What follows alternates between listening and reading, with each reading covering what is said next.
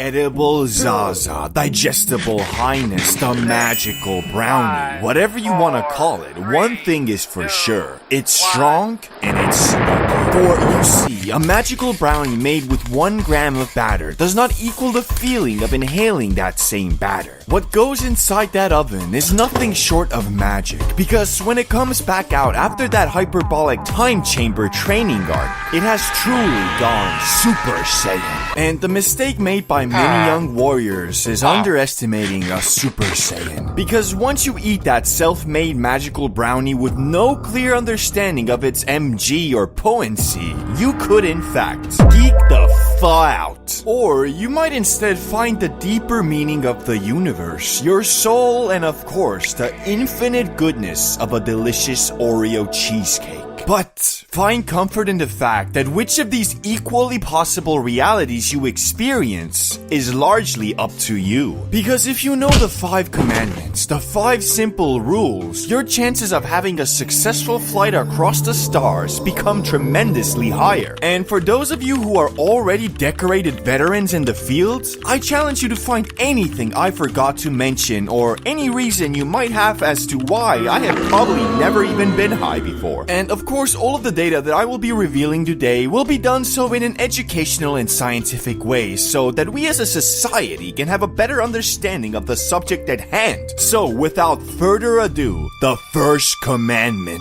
never underestimate the Eddie. We've all been there at least once, filling up your bowl of exotic Vietnamese herbal oolong tea, trying to figure out how potent you should make your brew. Yes, last time you put in double your usual and you tweaked for about 30 minutes, but after that, I mean, it was perfect. But that one time you put too little and felt like the flavor wasn't just quite there. Now, in this situation with normal flour, you could probably get away with adding a bit extra and just dealing with the consequences later. But in the case of Eddie's, whether you've got a 50 mg gummy in your hand contemplating it over the 10 mg, or you're making them yourself and about to pour the za and wondering if you should throw in the whole 8 or what, stop! Do not pour in more than whatever your friend or internet blog suggested. You're not him, you're not invincible, you will not endure. Instead, if you're determined to use all of your exotic tea, just make multiple weaker ones, or if you're considering YOLOing the 50 mg gummy,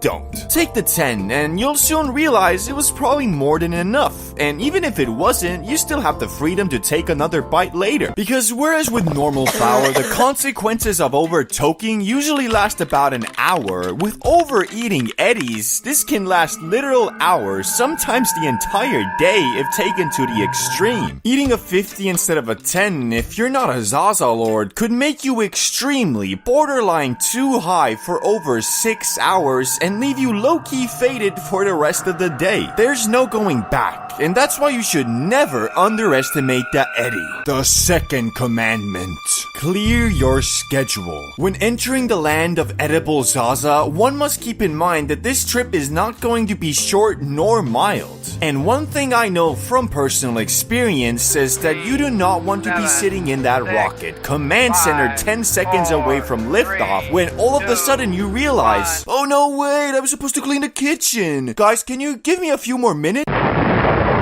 The return flight home is always a ways away when indulging in the Eddie, so to avoid anxiety, unwanted side quests, and even paranoia, make goddamn sure you don't leave anything that you had to do that day undone. Because we must all remember that the gummy high is a fragile one. The intensity is maxed out, but just like normal Zaza, you don't get to choose where your thoughts go. So if you're vibing, playing some Terraria, or chillin' munching on some Reese's Pieces, you want the Zaza to stay locked in on that impossible boss fight. Or if you're hanging with the homies, it can evolve into conversations about obscure references that only like 3 other people on Earth would understand. Those are usually the best highs anyway. But what I'm trying to say is, you want the Eddie to amplify your free day or night of fun, not obscure some stressful task you didn't even want to do. The third commandment: the no phone zone, or at least limit your phone time. Now, you might be thinking, well, that's a dumb rule. Being glued to your phone is bad anyway. And yes, you're right to some extent, but this isn't 2010 anymore. People don't just use their phones for calls and funny cat videos. People use their phones for everything. Work, messages, memes, emails, news. And that's exactly why your phone becomes a wild card when you're high. Yes, you might open it and see your friend sent you a funny video and you laugh and go back to your adventure. But there's an equally possible situation where you open it and now what you saw cannot be unseen. Maybe it's your boss telling you to call him. Maybe it's that one friend you don't really like asking to link.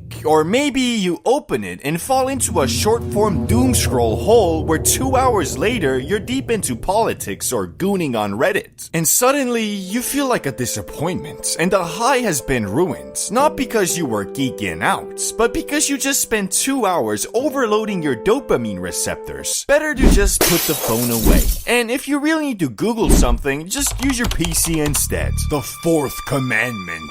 Be prepared to be stupid. I'll keep this short because most of you already know the ZA tends to make you a bit dumb. Well, dumb isn't the right word. It just takes all of your brain power and redirects it into the creativity sector, leaving you only with your basic cognitive abilities and the ability to think outside the box. Which is actually pretty important, especially in today's society where nobody wants to work for the man. But when you're off the eddy, the inside of that box is so incredibly far away that not only are you not standing in it anymore, you can't even see it. One must simply accept that you are maxing tonight. You don't want to get sudden paranoia or anxiety because you forgot what you were saying halfway through a sentence. Just acknowledge that you are temporarily downgrading your raw processing power in hopes of unlocking new creative avenues later. The fifth and most important commandment: enjoy the ride. Let's be real, even with everything I just told you, there's still a solid chance you might encounter a couple bumps along the way.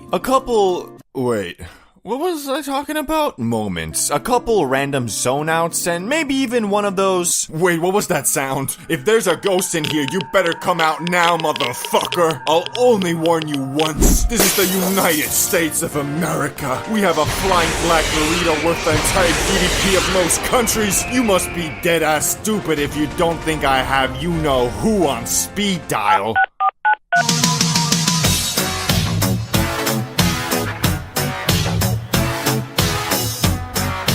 Just remember, you're not going to die. Oxygen is still readily available and no one has ever died or suffered serious long-term consequences from one potent-ass eddy. So sit back, relax, and enjoy the ride. Drinking versus smoking. Both activities resulting in an altered state of mind, but that's really about where the similarities end, because as we know, in many ways, the effects of these substances are basically exact opposites. So if you put a drunk man and a high man in the same situation, for example walking down a busy street, the high man will most likely keep his head down, avoiding eye contact, observing his surroundings, and minding his own business, all while being as low-key as possible. While the drunk man, on the other hand, will probably make eye contact with everyone, all while stumbling around, bumping into trash cans and shit, while having zero idea where he is or where he is even going. Obviously, it also depends on the person and how they react to the effects of these substances. But hey, that's what we're here for, to discover the positives and negatives of both and try to make an unbiased decision on which of these substances is better. And we obviously gotta start with the most important category, and that is the effect. You ever seen a dude faded beyond belief, hanging out and having a fun time with a dude that's drunk as fuck? The answer is probably no, because as I said earlier, the personalities of the two substances just don't mix very well. Being high is a combination of overanalyzing every thought you have and really going deep into your inner 10-year-old, which means laughing uncontrollably at a TikTok your homie sent you one moment and then the next remembering that we're all really just chunks of matter roaming an endlessly expanding universe without no clear purpose except enjoying your time alive. Ooh, funny cat video. And being drunk is the exact opposite in the way that instead of overanalyzing your decisions, you don't think about them at all. Shit, you're telling me if I did a backflip off that table right now, I'd impress all the hoes? Yeah, probably. You know how to do a backflip though? Just watch. Hey everybody, check this shit out. Shit. Bro, I thought you said you know how to do a backflip. I never said I knew how to. I just thought I'd pull it off somehow. Basically, being drunk makes you overconfident, unaware of your surroundings, numb social anxiety, and overall just makes you very spontaneous in your actions. But don't get me wrong, that's not always a bad thing per se, cause being drunk is fun as fuck. To be honest, in most social situations, it's probably gonna be way more enjoyable than being high. Just the way I see it, alcohol numbs your senses and worries, while makes you more aware of them. So although in the long term, smoking grass is probably less harmful to your overall life, that's not what we're comparing here. So a bit of a controversial take maybe, but alcohol wins this category 1-0 booze. But now let's look at the thing that comes a couple hours after the effect. And that's the after effect / hangover. Not gonna dwell on this subject for too long, as I think we all know where this is going. If you get shit-faced drunk on Friday, you're gonna be fighting the urge to yourself on Saturday. Okay, that might be a bit of an over-exaggeration, but it's low-key true. Because you see, ethanol, aka alcohol, is literally poison, and when you drink too much of it, you're gonna feel like you've been poisoned. Like shit, who would've thought? And with weed, of course, there is no hangover whatsoever. Well, not really, cause if you ever gotten absolutely annihilated to the point your body switches to autopilot before, then you know after waking up the next day, there is a high possibility you'll experience low energy, haziness, brain fog, and worst of all, the desire to get schmacked again in the morning so you can binge watch season 1 of SpongeBob and ignore all your goals and aspirations. Just saying. But that is a lot better than feeling so awful that you become a devoted Christian overnight and start begging God for mercy. My head hurts so bad. I know I haven't reached out in a while, God, but please end this suffering, and I promise I'll never drink again. Hey bro, wanna go to Lucy's place today? Everybody's coming. It's supposed to be a crazy party.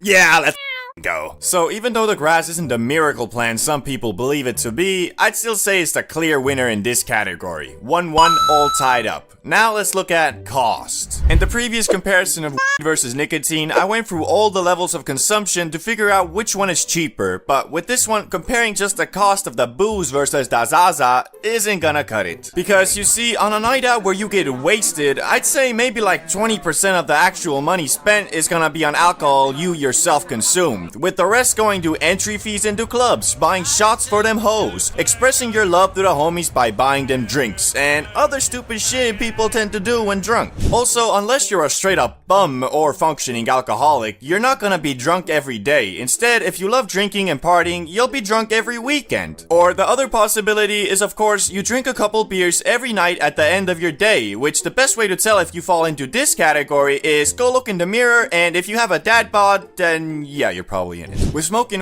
though, your primary cost is gonna be in the weed itself, ranging anywhere from $40 a month if you only blaze on the weekends with your homies, all the way up to like $500 a month if you're getting high every day. Which this category is quite hard for me to pick a clear winner because it really just depends on your personality and self-control when drunk, so I'ma leave it at a tie. I'm sorry, it's the only way to be fair. 2-2, we're still tied. Now time for addictiveness. I think the best way to answer this question is by looking at what these substances do to you, starting with alcohol. The saying, drink away the pain, exists for a reason. Alcohol is a numbing agent. It numbs your senses, numbs your brain, numbs your body, and it numbs the pain. Basically meaning you can drink away your problems for the night, which if that isn't enough of a red flag, it also has some pretty major withdrawal symptoms if you decide to stop being an alcoholic one day. And although with there can also be withdrawal symptoms, it's a bit harder to get that far, and from what I've digged up, they're not as hard to overcome. Although, take that with a grain of salt because the research on this field isn't super conclusive yet. But if alcohol is a numbing agent, then what is the ganja? Glad you asked. In my opinion, the Zaza is an amplifier, so if you're sad and dealing with some serious emotional damage and then smoke a doozy, you're gonna be even more sad, and the emotional damage will feel much worse. Obviously, if you get so blasted you switch to manual breathing, it can also numb the pain to some regard, but that's only because your brain puts your trauma aside to focus on surviving the high, and it's not like it's always gonna do that, it might actually just make you focus on your misery even more. That being said, I'ma give this point to the Zaza, because although saying isn't addictive is false, it is still less so than alcohol. So 3-2, the grass is finally winning, but maybe this next category will tie it back up. Variety. By this I mean the variations of said effects. So with weed, there are different strains that give different effects. And of course with different sorts of alcohol, it's the same thing. Wrong! Or shit, at least I have not once in my life drank some grade A distilled gin and been like, yeah, this is definitely more of a mellow drunkenness. It just doesn't happen. Alcohol is alcohol, unless it's tequila. We don't talk about tequila. Anyway, with the variation is very extensive. You have your obvious CBD and but also nowadays derivatives like THC, HHC, and so on. And it goes even further with indica and from there the strain, and from there the percentage, so variety is definitely not an issue. Oh, and I better not see no comments about, you obviously never drank wine before. It's been proven that these professional wine testers are just a bunch of high society wannabes trying to act like they know shit. Motherfuckers be drinking $5 wine comparing it to a $100 bottle saying shit like, this definitely has more of a floral and zesty taste to it. Like, what the f does that even mean? It tastes like wine. God damn, bro, just chill. Anyway, 4-2 does Mary Jane still undefeated. Greening out or getting too high is the worst thing that can happen when inhaling that freshly cut grass. If you have a sudden emergency or miscalculate the size of the portion, things can turn south real quick. One moment, you're chilling in your room having the time of your life playing Minecraft or some shit. Next thing you know, the green forcefully teleports your brain into a realm filled with the demons of your nightmares. And once the grass pushes you over that border, it ain't no easy task to get back to Yodi land. But not to worry, for D who masters the green out, masters the universe. Okay, well that's kind of an overstatement, but nah, for real. If you want to learn how to never green out again, then you're in the right place. Cause being that I do have a PhD in spliff rolling, a master's degree in avoiding bad trips, and a bachelor's in high thoughts, I am more than qualified to teach you the ways of the Za. First things first, what are the symptoms of feeling too high? Well, the Cambridge Dictionary describes greening out as greening out is a term described as being so goddamn high that you start tweaking like a schizophrenic that hasn't taken his pills for a week. The symptoms of this state include dry mouth, anxiety, paranoia, thinking of that one time you should have done that one thing a little bit differently, etc. As we can see, greening out is obviously not a pleasurable experience, and to know how to counteract this phenomenon, we must analyze the 3 main types of greenouts. Number 1. The pure Kush coma greenout. Starting with the good old Kush coma. Being one of the most commonly occurring greenouts, it can be caused by many factors like overestimating your tolerance, smoking an unexpectedly strong strain, or the one I have seen the most,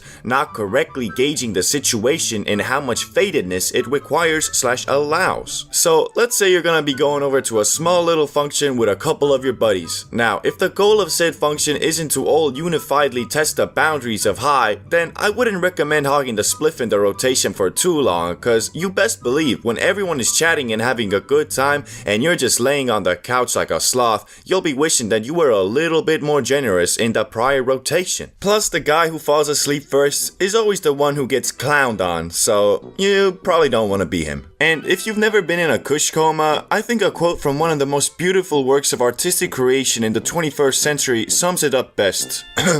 It's the blunt after blunt rotation. Now I'm in a Kush coma off the OG aroma, and my brain going on vacation. Kush coma, Kush coma. I am in a Kush coma. Beautiful. Anyway, let's move on to the second type of greenout, which is number 2, the random anxiety greenout. Now, this is the traditional paranoid greenout. It can be triggered pretty much whenever. I mean, really, sometimes the green holy plant just feels like messing with you and decides to do something like this. Oh boy, I'm excited. Can't wait to just lay down and have a good old time. A few moments later. Hey, remember that cursed movie you watched as a kid? Yeah, that was stupid. Yeah, it was. But you're enjoying this Zaza too much lately, so I'm just gonna make your brain think that it was real, so you get real spooked and can't sleep all night. That cool? What? No! Okay, bye.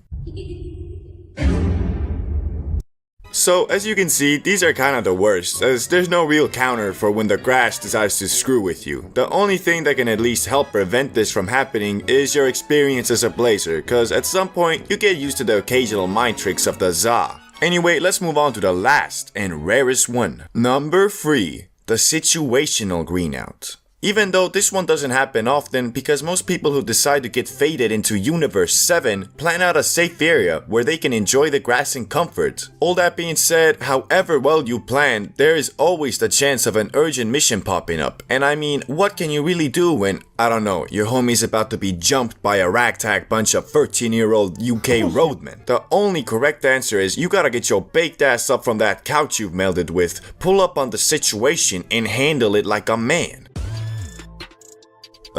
Could you guys stop calling my friend the waste man, whatever that means? Man, shut up, blood, before you get chinged by the mandem, plotty waste man in it. What, I'm not a waste man, okay? And I can see we're not getting anywhere, so I'm gonna go now.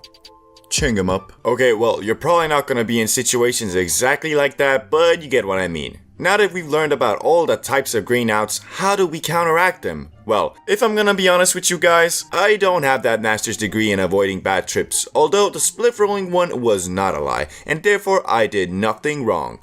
By Prime Energy. But it's rather simple. To avoid the Kush coma, don't smoke as much Kush. The anxiety greenout can easily be avoided with basic strategies, so if you're going to a place filled with new people, it's probably not the best idea to hit that double Benjamin. And the last one, well, can't do nothing about that. Just hope you don't get chinged, I guess. I don't know about you guys, but I swear, these days, whenever I go outside to catch some fresh air and enjoy the glory of the sun, I'm instantly greeted with mofos triple tapping the Elfington like it was a raid boss. Young, old, fat, ripped, it don't matter. Everybody consuming the Nick some way or the other. Shit, not even our goddamn elementary schools are safe. 12-year-old kids be waking up one day and just being like, you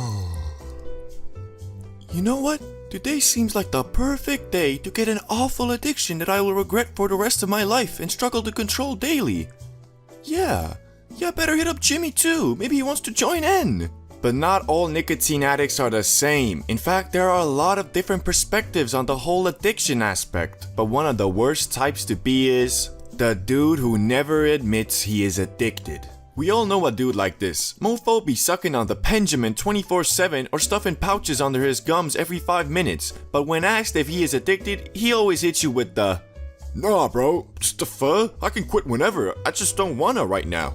Like, what you mean you don't wanna? Bro been consuming so much Nick, his brain has literally turned into a damn elf bar. And when you tell him to prove it by, I don't know, not vaping for a week, they always hit you with that, "Man, I ain't gotta prove nothing to you. You don't know me, what I've been through. I'm a dog, I'm a killer."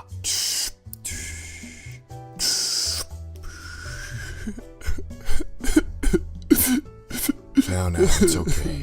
It's gonna be okay.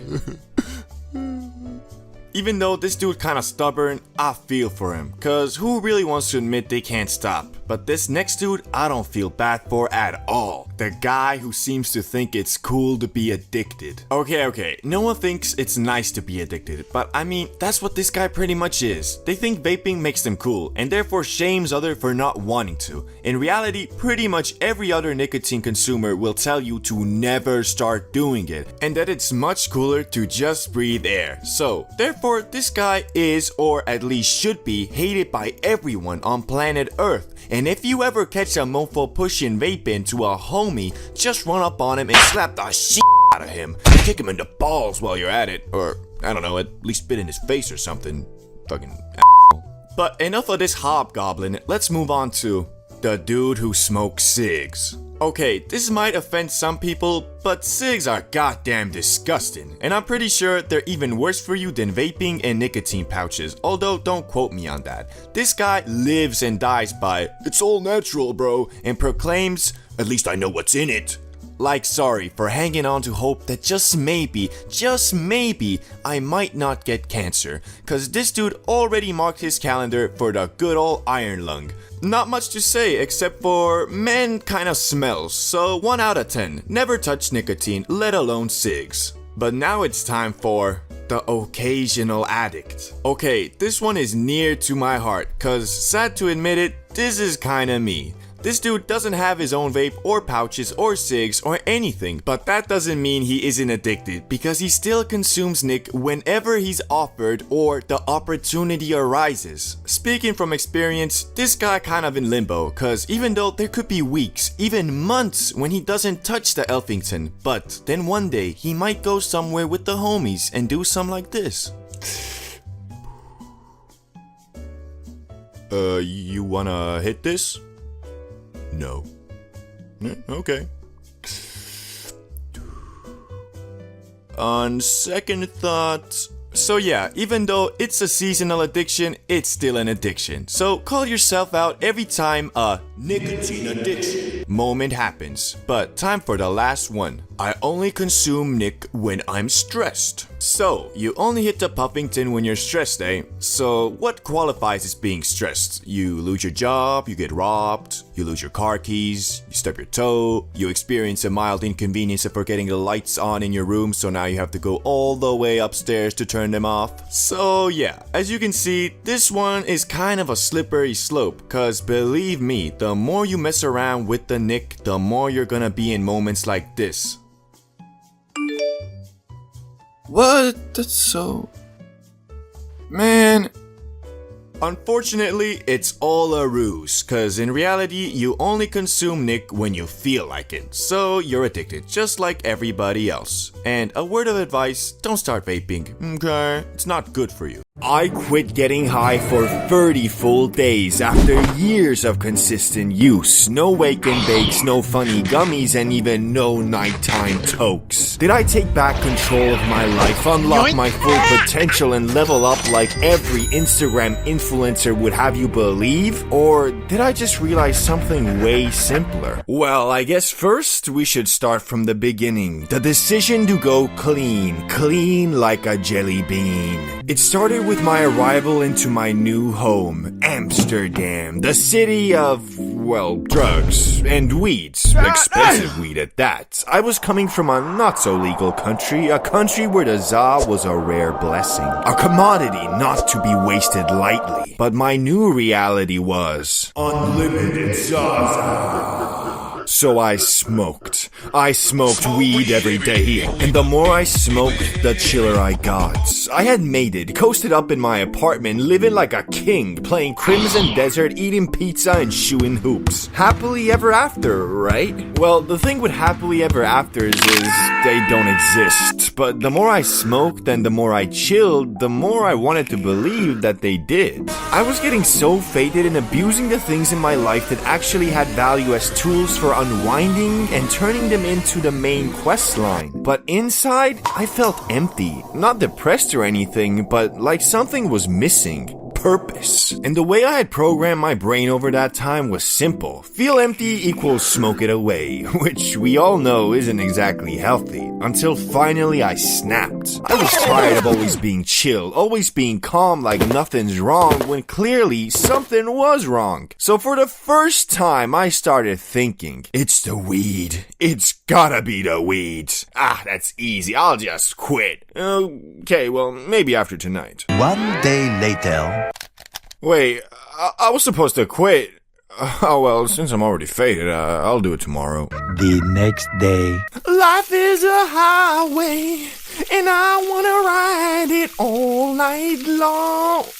Wait, I wasn't supposed to smoke today. Fuck. No, hold up, Brain. What's up, bro? You low-key got me effed up right now, dog. Yeah, bro, I'm gonna be honest with you. I don't run this place no more. Man, I can't believe I let this get so far. My brain refuses to accept the idea that the za might be a bit of a problem right now. If I was gonna fight my self-induced crippling Zaza addiction, I was gonna need some help. There was only one man on planet Earth that could bestow upon me the self-improvement and alpha male motivation I needed to get back to my usual ways. I'm talking, of course, about Prime 2022 Andrew Tate. With sheer indefatigability, makes me a feared opponent in any realm. Okay, that last part might have been a bit over-exaggerated, but point is, I decided I was gonna quit the ZA for 30 days on the spot, no questions asked. Not because I was doing bad financially, physically, or even psychologically. It wasn't like I was depressed or anything. I just wanted to prove that the only guy who runs the show in my brain is me. And if I decide to stop using our favorite brain tickler, it shall be so. And so it started, my 30 days off the ZA. I won't go over every single day, but of course I'll cover all the important bits, like day 1. I woke up with mild brain fog as usual, ready to take on the day with, well, I'm not gonna lie, a bit of sadness, because before my morning routine was, okay, time to do something productive. Whew, that was hard. Time to get absolutely f***ing obliterated. But now it was more like, okay, time to do something productive. Okay, what now? It wasn't that my brain was screaming, "We need to." It was more like I just wasn't content with existing and working. My brain kept jumping. Go play COD. Nah. Go watch something. Nah. Go shoot hoops. Nah. Actually bust a nut. And usually the next thing would have been getting high, but since that wasn't an option, it was just chaos. But overall, not that hard, because I used my favorite life hack, working out. I worked out so much that day, I didn't even think about the ZA. I was just tired and went to sleep, but it really started getting more challenging on day 2.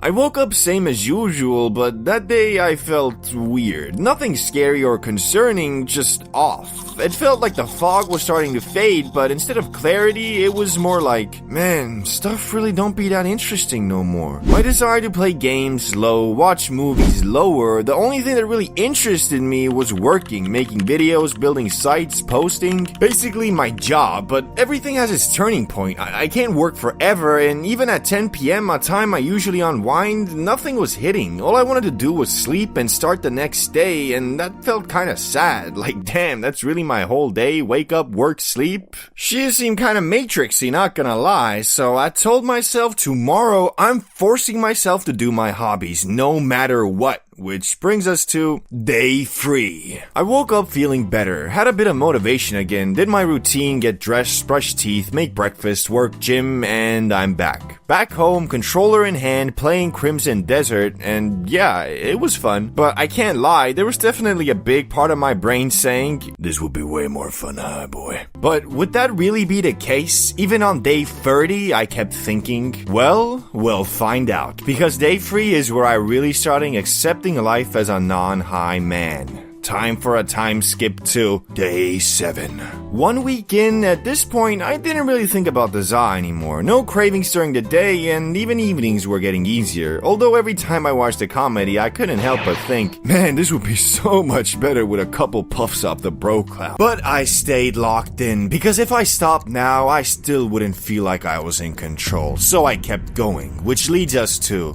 day 14. 2 weeks off the ZA, and honestly, it wasn't that hard. The thought of being fried at night started feeling unrealistic. Like, yeah, that would be fun, but not really happening. Like thinking about owning a Lamborghini. Cool idea, but your brain discards it instantly. But I also noticed something else. Although I felt like I had everything on lock work-wise, I was more stressed. Not constantly stressed, but more fixated on perfection, making sure I make 0 mistakes. Before, it was, oh shit, I'll deal with this tomorrow. Now it was, oh man, how was I so stupid?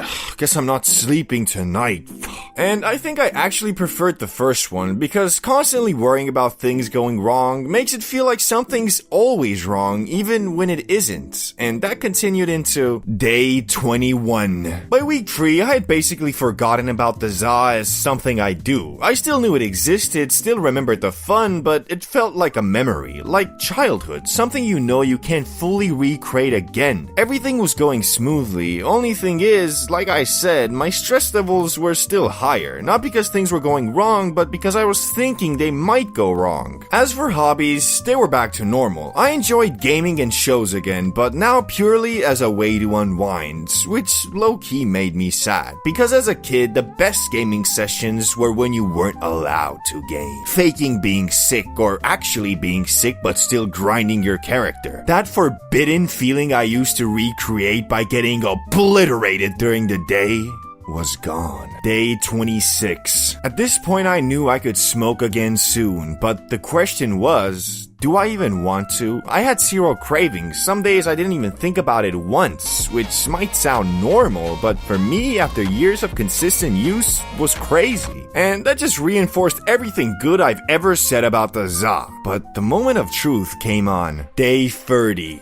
The final destination. I knew it was day 30, so I was thinking about it all day. Big decision. Do I stay off the ZA, or do I blast off from a single crumb thanks to my reset tolerance? At first I thought, if I smoke again, this was all for nothing. But the more I thought about it, the more I realized it wasn't the ZA I was addicted to, it was dopamine. The ZA just enabled it, and comparing it to nicotine, which I also quit, not even close. Nicotine was way harder. I can't even begin to explain how much easier it was to quit this than that. And thinking back, the best highs I had were never from doing it 24/7. It was when it was planned. Weekends, after a hard day, something to look forward to. And so the conclusion I came to was, it's a Zaza life for me. Ya boy went to the coffee shop, got some exotic Tropicana gelato, and got absolutely effing obliterated. But this time, different. No autopilot, no everyday habit. Wake and bakes are fine sometimes, but they gotta be planned. You can't let your brain get used to doing whatever it wants whenever it wants. Because if you actually want to enjoy the ZA and still live a fulfilling normal life, you need discipline. But hey, who knows when my next Zaza bender will be, cause let's be honest, living life on the high seas is never stable. But a pirate loves every moment of it. Drugs. Something America has been fighting against for over a century, yet this endeavor hasn't been very fruitful. Basically, imagine the ocean as all the drugs in the US, and they have thousands of people with buckets slowly emptying it out. But the problem is, on the other side of the ocean, there's dudes like Pablo Emilio Escobar Gaviria who have direct pipelines feeding in endless amounts of pure Colombian cocaína. But you know, Pablo was the GOAT narco. Surely after defeating the Medellin cartel, things would get...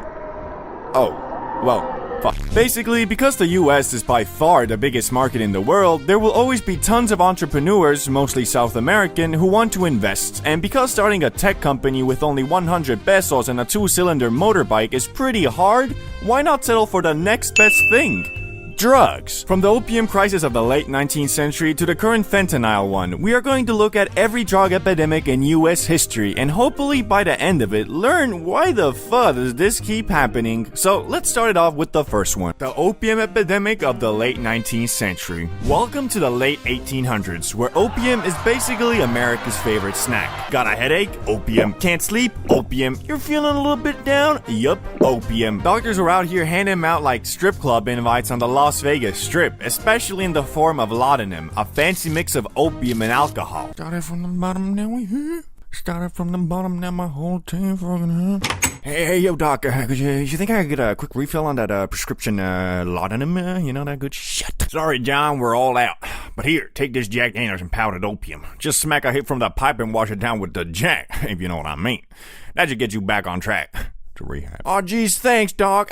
Now excuse me as I go get fucked up on my medicine and partake in my favorite 19th century pastime, beating my wife. Godspeed, John. But then the Chinese immigrants arrived, working hard and bringing along the practice of smoking opium in dens. These dens were kind of like the Starbucks of the day, except instead of coffee, they served up a bowl of relaxing opium. Naturally, this made some folks nervous, cause nothing says panic like a little cultural exchange mixed with drugs. Then came the moral outrage, which wasn't just about the opium, but also had a hefty dose of racism. Suddenly people decided opium was bad news, especially when it involved Chinese immigrants. So San Francisco passed a law in 1875 targeting these opium dens, effectively saying no more public opium fun for anybody. By 1914, the US government got serious with the Harrison Narcotics Tax Act, making it way harder to get opium without a lot of paperwork. And just like that, the first US drug epidemic started to fade, leaving behind a legacy of questionable drug policies and a whole lot of finger pointing. So what did we learn, or rather should have learned? Well, maybe that it's a bad idea to get the entire country hooked on a substance before before figuring out how addictive it is, and that blaming everything on immigrants never really solves the problem, but alas, this lesson was forgotten pretty fast. Now let's jump to the second multi-drug epidemic, which was the heroin, speed, and barbiturates crisis of the mid-20th century. Did you know heroin wasn't always the notorious bad guy we know today? In fact, it started as a miracle drug that was supposed to cure people of their morphine addictions, which I think you're probably starting to see a bit of a pattern here with the US being overly confident in their medical knowledge and getting people hooked on hardcore drugs. Tom, what are you doing with that morphine? Oh, well, I've had this headache since the morning. Well, good luck with that. Morphine is like super addictive, bro. What's that? Oh, this is just heroin. It's like way better than morphine, like way better. Heroin is in fact better than morphine, specifically 2 to 3 times strong. Better. Anyway, doctors back then really did think they'd hit the jackpot. Got a cough? Here's heroin the hero. Feeling a little down? Heroin's got your back. But instead of curing addictions, it just traded one addiction for another, stronger one. And people got hooked faster than you can say Chains FR clone. Fast forward to the 1960s and 70s, and heroin was like that super obnoxious drunk guy who refused to leave the function. It spread like wildfire, especially in cities. You had everyone from jazz musicians to war veterans getting tangled up in heroin's sticky web. It was cheap, it was potent, and it was everywhere. And then came the crime. As you might guess, a bunch of people addicted to opioids isn't exactly a recipe for peace and harmony. Crime rates soared and cities became battlegrounds, with heroin at the center of it all. The government's solution? A big shiny war on drugs, which mostly involved cracking down on users and dealers with the subtlety of a sledgehammer. Instead of helping addicts, they threw them in jail, which was about as effective as smoking indica to boost productivity. Around the same time, there were actually 2 other drugs that were causing havoc as well: barbiturates and amphetamine, aka speed. On one hand, you had amphetamines, or you might know it by its street name, speed. No, not that speed.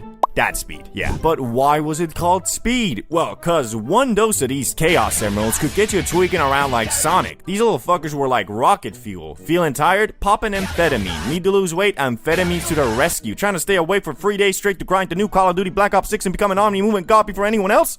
Yup, you guessed it, amphetamines. But after all that speeding around, people needed to come down, and that's where barbiturates came in. These were the downers that help you sleep, relax, or just stop vibrating like a jackhammer. Doctors handed out like candy, thinking they were the perfect solution for everything from anxiety to insomnia. The result? A whole lot of people bouncing between being wide awake and dead asleep, often with a little too much of both. People started getting seriously hooked on this cocktail of uppers and downers, and it turns out when you mix the two, it's a recipe for disaster, like trying to drive with one foot on the gas and the other on the brake. Overdoses skyrocketed, and suddenly, the party didn't seem so fun anymore. It was shortly after Marilyn Monroe and Judy Garland died from a barbiturate overdose, the government finally decided to step in, cracking down on these pills and making them harder to get. And just like that, America had to find other ways to stay awake or chill out. But now we are arriving to the more well-known controversial epidemics, first of which is the famous crack cocaine epidemic 1980s to 1990s. Crack was like cocaine's cheaper, faster little brother. It was easy to make, easy to get, and way too easy to get hooked on. Think of it as the fast food of drugs. Cheap, quick, and leaving you with serious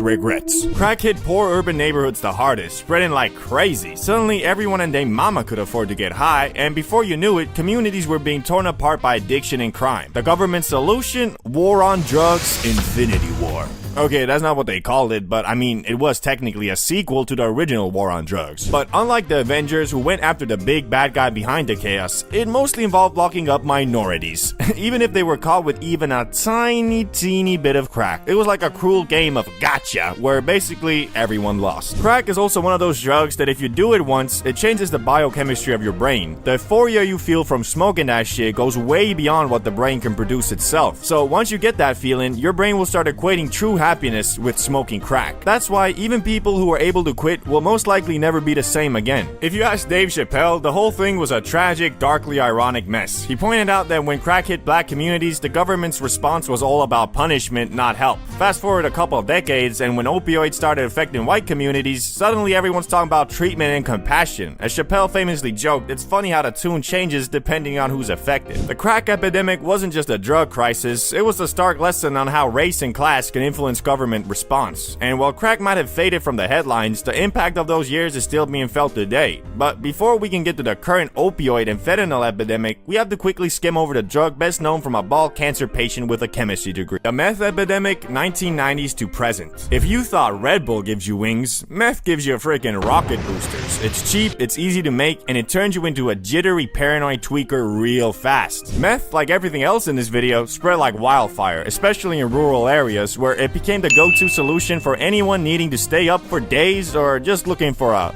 fun time. Before long, meth mouth and tweakers became common sights, and communities were left dealing with the fallout. The government's response cracked down on the ingredients. Suddenly, buying cold medicine felt like trying to smuggle pure Colombian. But despite the regulations, meth didn't go away, it just got sneakier. Hello? Hello, Doc. Yeah, funny story. Basically, everyone in my community, family, and all my friends and shit, you know, they got a nasty cold, so, you know, I'm gonna need, like, hold your cold medicine, like every last bit, bruh. Sorry, you don't look very sick to me. Trust me, doctor. I'm a sick man.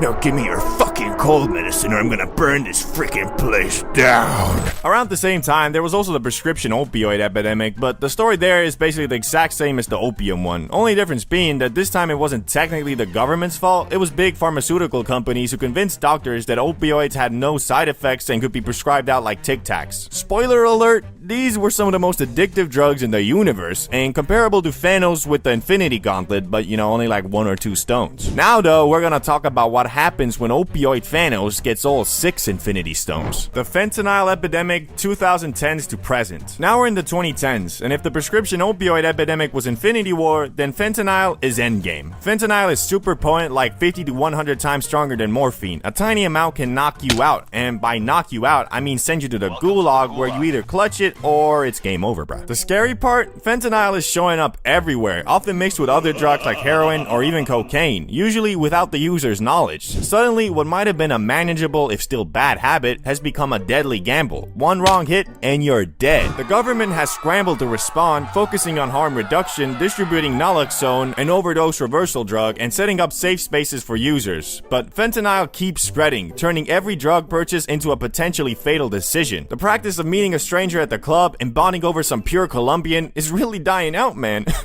All jokes aside, if the devil is real, then fentanyl is 100% his doing. Out of all the legit hardcore drugs talked about in this video, this makes them seem like some indigo weed. Whoever sells fentanyl knowingly should be judged not as a drug dealer, but as a murderer with intent to kill. I'm grasping at straws here, but the only good thing that might come out of this is awareness about the dangers of drugs. And although teenagers are stupid, I'd hope that this crisis might push away would-be first-time drug users, as the chance of literally dying from doing anything is so likely these days, you might as well be playing Russian roulette. And now you have the full overview of American drug epidemics. What did we learn? Well, we might have learned a lot, and I don't know about the government though. Hopefully, I guess. Buying from the plug is always an experience, cause unless you're super tight with him, you never know if you're gonna get the leftover oregano Reggie pack he scraped from the bottom of his grinder, or if you lucky and the RNG god smile upon you, you might just get the finest organic grass-fed grass there is on planet Earth. But alas, most plugs keep that quality stuff for only the loyalist of customers or new buyers. For me, it was the latter. It begins with me and the main homie Salamander. We had just gotten home from school on a Friday and had scraped our money together for a night of hitting the Spliffington and playing video games. Now, usually it was Salamander who secured the bag, cause I didn't really have too many connects. Unfortunately, this time he was unable to find the holy saw from his usual catalog of plugs. But we didn't let that discourage us, cause we knew if there is a will, there is a way. So both me and Salamander started hitting up everybody we knew who dabbled with the powers of the green plant, and it wasn't looking too good. Altogether, we wrote about 10 people, half of which just ignored us, and the other half just said they were out. So, as we sat there on the couch, hope dwindling, sadness emerging, and worst of all, no Zaza approaching, we were about to call it a day, when one of the dudes who had initially ignored us sent out a beacon of light.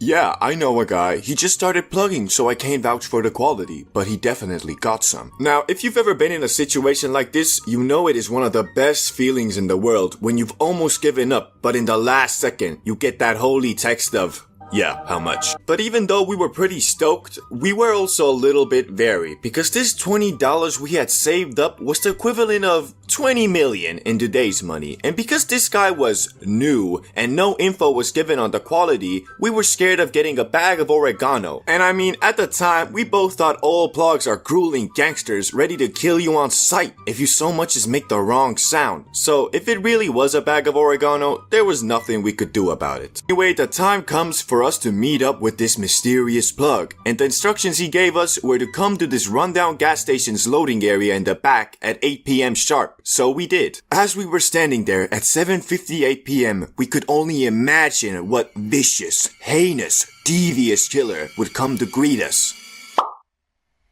So yeah, we hyped him up a little too much, but all that mattered now was the grass and if it was good or not. We went through the usual plug dialogue options like, "Yo, what's up? Yeah bro, can't wait to get suited today. This that good, etc." Until he finally revealed the grass, and what I witnessed to this day I find absurd. The grass was golden. NANI? Not in like shiny gold, but it was this yellowish color with green accents. Beautiful. And the smell. Bro opened that bag up for us to sniff, but it was not necessary, as the smallest opening in that Ziploc baggie consumed the entire area with the finest fragrance imaginable. Oh, okay, well, finest is the wrong word probably.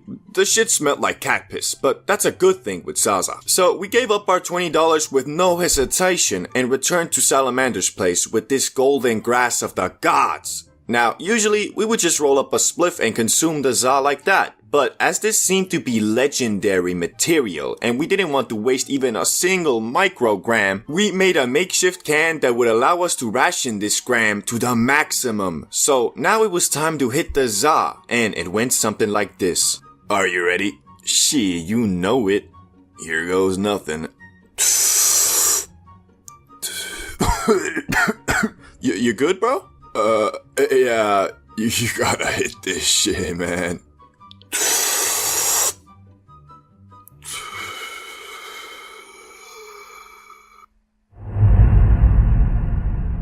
Hey, you good? You good, bro? You hear me? You good? Yeah, man, this is some good stuff. This shit was heavenly. It was not of this world, I swear. Now, I'm not sure if it was because our tolerance was pretty much zero at the time, or it was really grass descending from heaven. Probably a mix of both. But one thing I do know, that was the highest I had ever been up until that point. And well, as we know, when you were really high, you don't remember much the night after. So unfortunately, I don't know exactly what we talked about or what we did, but I do remember that we caught a major case of the Joker's laughing gas cause we found everything hilarious. We were so goddamn high, it took us a solid 20 minutes to navigate the PS4 menu to launch our game of Call of Duty. And when we did launch it, we were cognitively impaired. Felt like the controller was inverted or some shit. But safe to say, that Friday night we were truly blessed by the plug, and we went on to exclusively buy from that guy until he stopped plugging 1 month later. But he will always hold a special place in my heart as the plug of plugs. Every type of cannabis explained, from weakest to strongest. We'll be looking at everything from the near oregano low-grade flower that you probably smoked in high school to the most insane near 100% THC concentrates that are sold at the top shelves of Cali dispensaries. Additionally, with the help of science and medical studies, we'll be categorizing each type of cannabis in the spectrum of entertainment, medical, creativity, and just plain old unhealthy. The objective of this video is to educate the public about the positives and negatives of weed in an entertaining way, but to do that, it is essential we discover how extremely varying different types of marijuana can be and why generalizing it as weed is good or weed is bad is just plain impossible. So without further ado, let's get into the weakest type of za there is, and that is low percentage THC flower and or CBD dominant strains. Okay, so I went into this video presuming you already know what THC and CBD is, but in case you don't, let's quickly summarize. THC is the chemical compound found in cannabis that makes you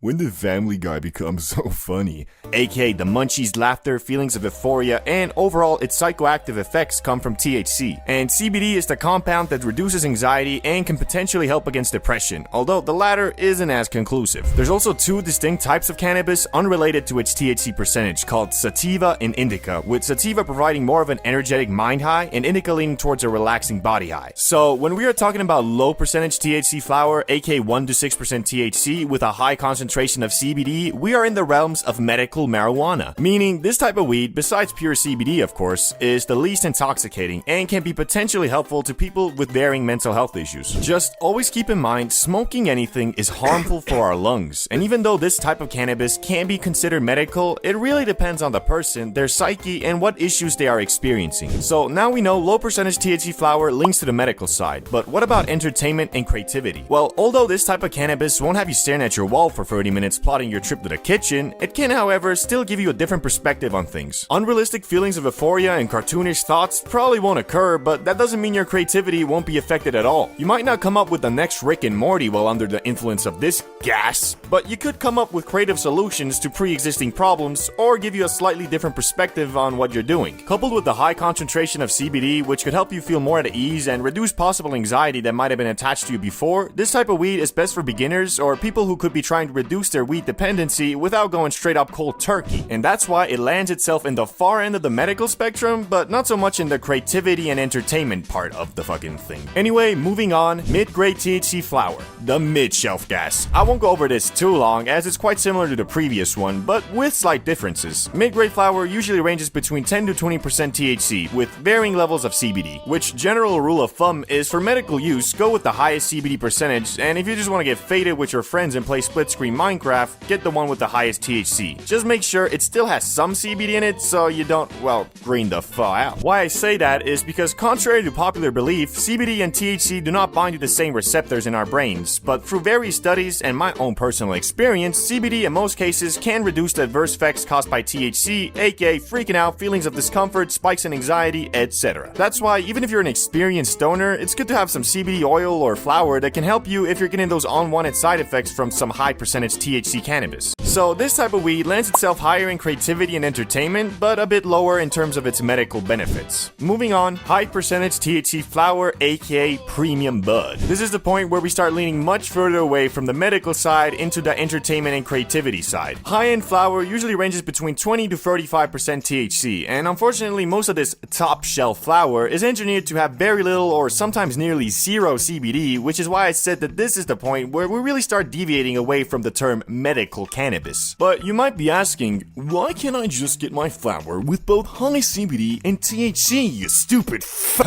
Well, let me explain. Cannabis plants can naturally express high levels of either THC or CBD, but rarely both. This is because THC and CBD are derived from the same precursor, CBGA. The plant's genetics determine which enzyme, THC synthase or CBD synthase, is more active. In high THC strains, the THC synthase enzyme dominates, converting most CBGA into THC, leaving little room for CBD production. To add to it, cannabis growers have traditionally bred plants to maximize THC levels because of its psychoactive effects, which are highly sought after in recreational markets. Over time, this selective breeding reduced the expression of CBD in high THC strains, as the two cannabinoids tend to work in an inverse relationship. So it's also unfortunately us the consumers' fault that super high THC and low CBD percentage is the baseline for top shelf gas these days. With brands constantly trying to compete with each other and providing the most mind-boggling high possible, there isn't really a lot of demand for high percentage CBD flower that still gets you very high. People buying weed for recreational use usually only care about the get you very high part. But I'm not saying that there is absolutely no place for this type of weed in the medical world, but it is extremely situational. The same way as inviting a friend out to have a couple drinks and watch the game on a Saturday night to alleviate the stress and anxiety from a hard week of work, this high THC flower can be a fun night to blow off steam and take your mind off real world problems for a while because, well, this shit could have you so obliterated you'll be using 100% of your brain power on figuring out how to tie your shoe, bruh. AKA, this is imagination land. I'm kinda going off personal experience on this, but the artists and musicians I know seem to enjoy this type of cannabis the most, as it can completely block off the real world and enter you into this trance state where you are 100% focused on whatever you are doing. But CBD, bro, doesn't that mean it helps with ADHD and anxiety? In the moment it can, unless unless, well, you couldn't handle it and are instead rolled up in a ball on your couch focusing on defeating your demons. Anyway, multiple medical studies have shown that high concentration THC flower does not help against anxiety, depression, and ADHD at all. What it does instead is give you an escape from your ADHD, depression, or anxiety for a brief moment whilst under the influence, and even that doesn't come without a cost. As if you smoke too much of this high THC flower, or really any weed, you'll build up a dependency and in return feel even more distracted, have more anxiety, and increased levels of depression whilst not under the influence. AKA, if your friend claims to be smoking that top shelf Zaza for anything else than a fun time, he's either lying to you, himself, or he's just been smoking up for so long he doesn't even remember what it was like to be sober in the first place. So through everything we talked about, I'll have to place this type of cannabis right on the border of unhealthy and medical, with a very high level of creativity and entertainment. But now let's talk about our first non-farm to table cannabis, and that is hash, aka traditional concentrate. Hash, short for hashish, is one of the oldest cannabis concentrates made by collecting and compressing the trichomes, resin glands, of the cannabis plant. These trichomes contain the plant's cannabinoids and terpenes, making hash potent and flavorful. The potency varies heavily depending on the plant that was used to make it, but in general they can range anywhere between 20 to 60% THC. The biggest difference that me and other smokers I've talked to have noticed is that the high from hash, although quite strong, is usually shorter. And because this stuff is concentrated, 1 gram of hash will almost always get you higher than 1 gram of flower. The good thing about hash is, although it is concentrated cannabis, it is still natural. Traditional methods of making hash do not use any chemicals or solvents. Instead, they rely on mechanical processes like rubbing, sifting, or using ice water to extract the resin. Because of the wide variety of potency, it's quite hard to place this on our spectrum, but I'm going to put it just a bit closer to the medical side than the high potency flower, and a bit less to the creative side due to its shorter duration, which can make entering that trance state I talked about a bit hard. Other concentrates, 60 to 95% THC. Besides hash, there's like 10 different ways to get THC concentrate from the Zaza, some of which don't use solvents and some that do. If I were to go over every single one individually, this video would probably be like 30 minutes. And since there isn't really a huge difference in potency between them, I'll quickly summarize. Rosin, made by applying heat and pressure to cannabis flower, key for hash to extract resin. Live rosin, a solventless concentrate made from fresh frozen cannabis that's first turned into bubble hash and then pressed into rosin. Shatter or wax, extracted using butane or propane and then purged to remove residual solvents. Live resin, extracted from flash frozen cannabis using butane or propane, then purged. Diamonds, THC crystals. THC is crystallized using hydrocarbons and solvent-based processes. THC distillate, cannabinoids are extracted using solvents, aka ethanol or CO2, and then refined through distillation. Phew! And those are the most popular concentrates, which the most flavorful are usually live resin or rosin, as these retain the most terpenes. And the strongest concentrates are usually diamonds or THC distillate. But the reality is, unless you're like a super stoner, you probably won't be able to tell much of a difference between all of them, as every single concentrate is bound to get you absolutely bamboozled, unless you know, of course, you have an insane tolerance. The main takeaway from concentrated THC is that it builds up your Zaza tolerance very fast compared to regular bud because of its high potency and usually shorter duration, making you smoke up more often. Which is why I will be placing them closer to the unhealthy side, but also the entertainment side due to the mind-boggling high it gives. But now onto the strongest type of smokable weed there is, in my opinion, and that is infused flower, aka Moonrock or Sunrock, 50 to 80% THC. You might be asking yourself why infused flower is ranked higher than concentrates when the THC percentage is actually lower. Well, take it from me, as someone who has done both dabs, aka concentrate, and infused flower, the small difference in THC percentage really doesn't matter in this case. The reason for that is, unlike dabs or the Benjamin, which on average has a shorter duration than bud, infused flower gives you the insane kick of concentrate whilst also providing the longer effect of normal bud, which in my eyes makes this the most potent smokable weed on planet Earth. But feel free to have a war in the comments about it. I'll be reading every single one like always. Placement on the spectrum will almost be the same as concentrate, but because you won't be smoking up as frequently and in return damaging your lungs a bit less, I'll put it just a bit closer to the medical side, but still definitely unhealthy. Now for the last type of Zaza that is in a league of its own, and that is of course edibles, infinite THC percentage. Why I rank Eddies as the strongest type of weed is quite simple. In the act of cooking cannabis, it turns into something different, something otherworldly, something psychedelic. If you watch some of my other videos, you'd know that I view super potent edibles as something entirely different than normal weed. I'd even go as far and compare them to mushrooms. And science has my back on this because when you digest THC in your liver, it turns into something far more potent, and return when you go to the cinema and watch Oppenheimer, you'll probably be overwhelmed and geek the fuck out. Watch the video on the screen and you'll know exactly what I mean. Oh, and because you're not damaging your lungs in controlled doses, I'd say this is by far the healthiest way to consume cannabis, so far in medical, far in entertainment, but not so much creative because you'll most likely be immobilized. Thanks for watching. The generational struggles of quitting nicotine. There is no other widely available substance on this planet that's quite as versatile and discreet, like in a bad way, as nicotine. I mean, I've been off the stuff for almost a year now. Well, kind of. More on that later. Anyway, even after nearly a year, I still get cravings. And I mean, the stuff is sold everywhere, so it's not like you can just avoid it the way you kind of can with grass. Like, seriously, got a crippling weed addiction? Move to a state or country where you can't buy it and boom! You literally can't continue your addiction without putting one foot into the criminal underworld, bro. With nicotine, though, shit, anywhere you go, you know where to get it. At some point, your eyes just start recognizing the stores that sell nicotine products. Yo, I think I'm gonna go buy a Dispo. You know how I start fiending when I'm drunk. Yeah, sure, but how do you even know they sell them? Well, I'm no Sherlock Holmes, but they're open 24/7. It has gas station vibes, plus there are stickers all over the windows. Pretty sure they sell nicotine, bro. Hey, man. Do you guys have any nicotine? Yeah, we got pouches, gum, Dispos, Juul, cigs, papers, pure tobacco. Shit, we even got a mini shisha lounge right there.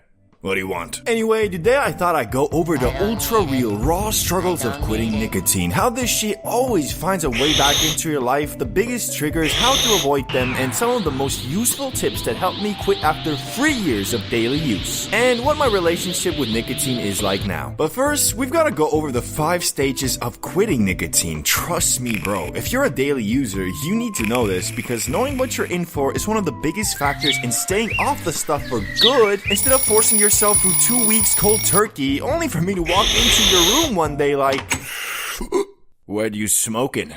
That weed? Yeah, for sure. Damn shame. Okay, without further ado, stage 1. Relapse Central. Now, I'm gonna keep it a buck with you. Stage 1 is probably the stage that varies the most from person to person. How addicted you are is gonna determine how rough those first couple of weeks are. Like, there are mofos out here using Zins like life support on some... Yo, bro, did I really just witness you reload your nicotine pouch like you were changing the batteries in your controller? You want one? Shit, of course, nah. Just one, though. And I guess the vaping equivalent would be someone basically puffing every free second they get. Although, however addicted you are to vaping, you still can't exactly be ripping your mango banana juice while you're sitting in an office meeting or some shit. Anyway, how long you've been using nicotine and how often you use it will determine whether your first 2 weeks look more like this. Yo, bro, you wanna come shoot some hoops and get faded? Yeah, sure, man. I'm trying to quit nicotine right now, so hopefully that'll take my mind off it. Or this. Yo, bro, you wanna come shoot some hoops and get faded? No. My head hurts, you're fucking annoying, and I don't wanna hang out with your stupid ass. Damn. Could've just said no, man. Now, from experience, about 95% of quitting attempts end right here. Trust me, bro. I was stuck on stage 1 like 20 different times before I ever got any further. One time it was 3 days, then 5, then 3 again, then 1 week, then another week, then 10 days. You get the idea. Just keep in mind that quitting nicotine is rarely ever a straight journey, so don't beat yourself up too much over failed attempts. Only like a healthy amount. You don't want to be so ashamed that you start thinking, oh man, maybe I'm just a loser, maybe I'll never quit. But you also don't want to be too lenient with yourself and start saying, I can quit whenever I want anyway, so what if it's only been 78 seconds? I make my own decisions and I want to buzz like a bee. Anyway, after enough failed attempts, you'll hopefully make it to stage 2. Entering the long game. So you finally made it past the intense cravings of stage 1, and you've entered the stage where nicotine changes tactics. Instead of throwing short, intense physical and psychological cravings at you all day, it develops a new strategy. Sneak attacks. Persuasion. You'll be 3 weeks off nicotine, you just finished a great workout, you're walking to the store, passing the same 7-Eleven you walk past every single day, and then all of a sudden your brain goes, yo bro, tough workout, and you still gotta do some work when you get home? Honestly, you deserve a little nicotine today. Just one can of Zins, it'll help you get through today. The cravings evolve from frequent and intense to occasional and sneaky. Your brain is smarter than you, if that makes sense. And it knows exactly what motivates you because it's literally been living with you your whole life. So instead of spraying a machine gun of cravings all day, it's sitting back with a sniper rifle waiting for the perfect shot. And I'm gonna keep it 100 with you, like the lifespan you could have if you weren't vaping every 5 minutes. This stage is actually harder than stage 1, not because the cravings are stronger, but because this stage lasts a good 1 to 2 months. And the worst part is, even if you make it here, only a small percentage of people will reach stage 3 on their first try. For me, it took 3 tries. But again, don't beat yourself up too much because you're still making progress. The difference between relapsing on stage 2 versus stage 1 is that if you slip up here, getting through stage 1 again is usually way easier. Your brain has already experienced what it's like to live without nicotine for weeks, maybe even over a month. Your addiction is weaker. You just have to do your best not to let yourself completely loose. Even if you fail during stage 2, never give up on giving up, because if you keep trying long enough, you'll eventually find out that the grass is really greener on stage 3. Freedom isn't free. This is the first stage where you can honestly say you've kind of quit nicotine, because stage 3 is where you've gotten through the meat of the addiction. By now, you've probably seen every trick your brain likes to pull. You know the excuses, you know the bargaining, you know the just one won't hurt. So at this point, it's less about surviving and more about maintenance. Unfortunately, the cravings never fully disappear. Once you've been addicted to nicotine, you're technically always going to have that part of your brain that wants it. Some people are just strong enough not to listen to it, and I say this as I'm writing this video almost 8 months off nicotine. I'd still love to throw 10 to 20 milligrams of powdered focus under my lip every now and then. But I also know exactly what happens next. Maybe it helps me focus once, maybe twice. Then 1 or 2 weeks later, nicotine isn't giving me extra focus anymore, it's just bringing me back to baseline, and that's the trap. So, is it worth it? No, not even close. That's really what stage 3 is, keeping a calm head and refusing to fall into the same trap you've already escaped. You still get cravings a few times a week, but they'll slowly become less frequent as you move into stage 4. Near Zen. This is probably where I put myself. At this point, I don't really crave nicotine itself anymore. I crave situations that involve nicotine, like going out drinking with friends, knowing somebody's gonna have a vape and thinking, maybe I'll just hit it a couple times tonight, if you know what I mean. You've been off nicotine long enough that it's hard to imagine yourself becoming that daily user again, but you can still imagine yourself chasing that buzz every once in a while. At the same time, you're scared of ending back where you started. The good thing is, that version of yourself now feels like rock bottom, not normal. Back in stage 2, your brain still believed daily nicotine was your normal baseline. Now, your baseline is being nicotine free. But there'll always be a small part of you that misses ripping that mango flavored mist every once in a while. And finally, the last stage, a place we all aim for, but one I'm honestly not even sure exists. Stage 5. I don't even want it. Will there ever be a day where someone offers me a pouch and I just go, nah, I'm good, without having an internal war in my head?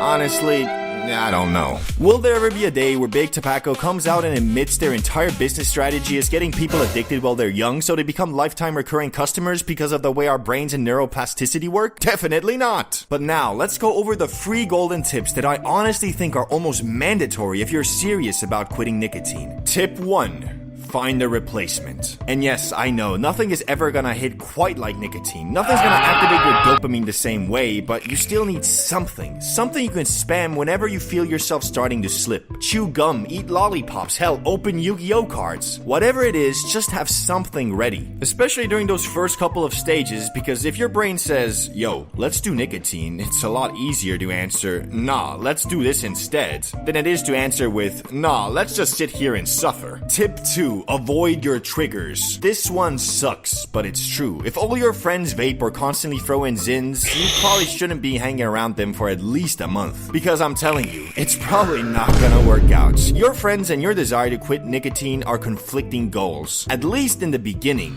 Now, maybe you've got supportive friends. Mine, not so much. Bro, if I was in a one-on-one fight against a physical manifestation of my nicotine addiction, these dudes would be in the crowd chanting, Nicotine, nicotine, nicotine. So don't make quitting harder than it already is. You can always hang out again later. Tip 3, stay busy. This one was probably the biggest game changer for me. If all you do is sit around, scroll TikTok, watch YouTube, or play video games all day, you're cooked. Bro, even imagining myself loading into a game of CS with a sin under my lip gives me chills. Those brain rot activities just pair way too well with nicotine, so if you're serious about quitting, try your best to keep your body doing something. Go lift, play basketball, go for walks, work, learn something, anything. Keep your body in a constant cycle of spending energy and recovering. Because a tired body usually means a quieter mind, and a quieter mind doesn't have nearly the same capacity to bombard you with cravings as one that's sitting around looking for dopamine. So, if you're in stage 1 right now, keep going. If you're in stage 2, keep going. If you relapse 10 times, keep going. Seriously, I know it sounds corny, but quitting nicotine was one of the best decisions I've ever made. Not because life suddenly became amazing, but because I finally stopped feeling like I needed something just to feel normal. Though not gonna lie, could go for a zin right now, on God. Getting high in school was always memorable, because you knew at any moment things could go south. But that's what made it awesome, always on the edge of your seat, mentally and physically. A couple years ago in high school, me and some friends decided to smoke up before the easiest and chillest class there was, art class. And the way our schedule was, that day we were supposed to be in that class from 10 to 12:30, so we figured it was a golden opportunity to smoke up without any paranoia. Cause man, I swear that teacher was a bot. He gave 0 fucks about everything and everyone, meaning you could do whatever you want as long as your test results were aight. And you know your boy was rocking straight A's. Well, maybe not A's, but like, shit, 50% or more on every test. Usually it was exactly 50%, but that's besides the point, fool. For context, so you understand how chill this class really was, it was a normal occurrence for students to literally order food in the middle of class and then be like, "Hey, Mr. Cranberry, can I go to the bathroom real quick?" "Yeah, sure, but just be back before, I don't know, whatever, just come back." Then bang, man walks back into class, 2 pizzas in one hand and a grocery bag in the other. Goes to his seat, and mind, the way this class was built, it was like 3 times 3 tables and chairs, so I'm just watching as these dudes are having a full 2-course dinner with dessert in the middle of class, and my man Mr. Cranberry just doesn't give a fuck whatsoever. Now that you understand what we are dealing with, we can move on to the smoke sesh. So first period is over, we have 20 minutes to get zoink, and that is just what we do. Pretty much all 4 of us, me, Salamander, Branko, and Tommy, had financed this fine Zaza, and Salamander, as the most experienced of the group, was charged with the sacred job of rolling the spliff. We get to our smoke spot, and this man Salamander pulls out the most cartoonishly perfect joint I have ever seen. My man must have been up all night making blueprints, researching, testing rolling papers to finally bring this Mona Lisa of spliffs into existence. And it's right there in front of us, waiting to be consumed. And that's exactly what we did. We had bought an entire gram, and even though there was 4 of us, we were still complete noobs. I mean, Salamander had smoked like 5 times before, so 0.25 grams each, even though I didn't know it at the time, was a lot for us. Anyway, we all get absolutely wasted off this one big ass spliff, and not gonna lie, all that tough guy, "Nah man, I ain't scared, I've smoked before," vanished instantly. We were a bunch of tweakers. "Hey dudes, I don't know if I can do this. I feel like I'm in third person right now and it's freaking me out." But our boy Salamander was the only one of us to stay even a little calm. Not gonna lie, I'm low-key tweaking right now too. But all we gotta do is get to the classroom. Mr. Cranberry is literally a bot. We know this. Get to the class and it's smooth sailing from there. We can play Call of Duty Mobile or some shit on our phones the entire time. Doesn't that sound cool as fuck? Yeah, man, you're right. Of course I am, fool. Now, we got 10 minutes left. Let's go secure some munch and hop in the safe zone, my dudes. We do a quick 5-minute grocery run, buy an M&M, sparkling water, chips, all the necessities. And after securing that munch, we go to our class. But what awaits us is not what we had hoped for. Mr. Cranberry, our main man, was still there, but there was something else that got us tweaking. The principal of the school was doing one of those checkup things. so she was sitting in the back of the class observing the entire lesson. We were walking to our seats when she was like, "Hey, yo, where the fuck y'all going?" Nah, she ain't say that, but she said something like, "Hey boys, you look really tired. Your eyes are like really baggy as well. What have you been doing? Were you up all night?" Shit, what do we say? I don't know. I think she suspects us. Man, I'm gonna go to jail. I don't wanna, Mama. I don't wanna. When out of nowhere, "Yes, Miss Crumblebottom, you got us. We stayed up all night studying for today's chemistry tests. We know we should have studied a little bit every day instead of cramming it all into one night, but you know us, Miss Crumblebottom. We're a bunch of procrastinators." What? What the fuck? This man Salamander turned into James Bond. Man was smoother than Michael Jackson, with the English vocabulary as his weapon and the combined will of all four of us Zoink Musketeers. He somehow talked us out of that situation with Miss Crumblebottom, thinking better of us. She giggled and was like, "Oh, you boys, can't be mad at you for studying now, can I? Just get to your seats and don't let this chemistry test distract you from the lesson at hand." "Yes, Miss Crumblebottom, we won't." Bro, you're a fucking wizard. If it wasn't for the MVP Salamander, we'd all be on the floor having a panic attack right now. But there's still more to do. Because of the principal, our boy Mr. Cranberry is sweating his balls off trying to act like a serious teacher. Mans gave us a worksheet. A goddamn worksheet. In all my 1.5 years of this teacher's class, I ain't never gotten no worksheet. "In 20 minutes, we'll start reading the answers out loud, starting from that table there." Ah, shit. We're baked out of our minds, and now we gotta fill this damn worksheet and read it out loud. Things ain't looking good, but we come up with a plan. We was gonna split the work, so each of us had to answer just 2 questions instead of 8. So 20 minutes goes by, and the time comes to say our answers out loud. Cubism is an art form originally derived from, the Crisis of the Decepticons and Optimus Prime. Mr. Bro, is this a joke? That answer makes no sense. I'm sorry, Mr. Cranberry. I must have answered the wrong questions. Okay. Everybody at your table has the wrong answers then? I believe so. I think so. Okay, let's move on to the next table then. We were able to act normal enough for the first part of this lesson, and once the bell rang, we bolted out the room to have an emergency meeting. Boys, what do we do? I don't know, man. Should we just go home? Nah, the principal there. We can't just go home. Okay. All we gotta do is survive for one more period and we're good. We did it once already. We can do it again. You're right, bro. Let's do this. Then bang! We walked in the classroom with the confidence of our top G Salamander, and Miss Crumblebottom was nowhere to be seen. So we asked the students in the class, and they said that she had left to observe another class. We were back in heaven. Mr. Cranberry was as chill as a sloth again, and we had an entire period of fun ahead of us. We ended up playing Call of Duty Mobile and munching on our snacks the entire time, and it was fun as fuck, especially because we really felt like we had gone through a war, and that we deserved this leisure time. Once the lesson ended, we were feeling a lot less high as well, so we weren't tweaking at all about our next classes.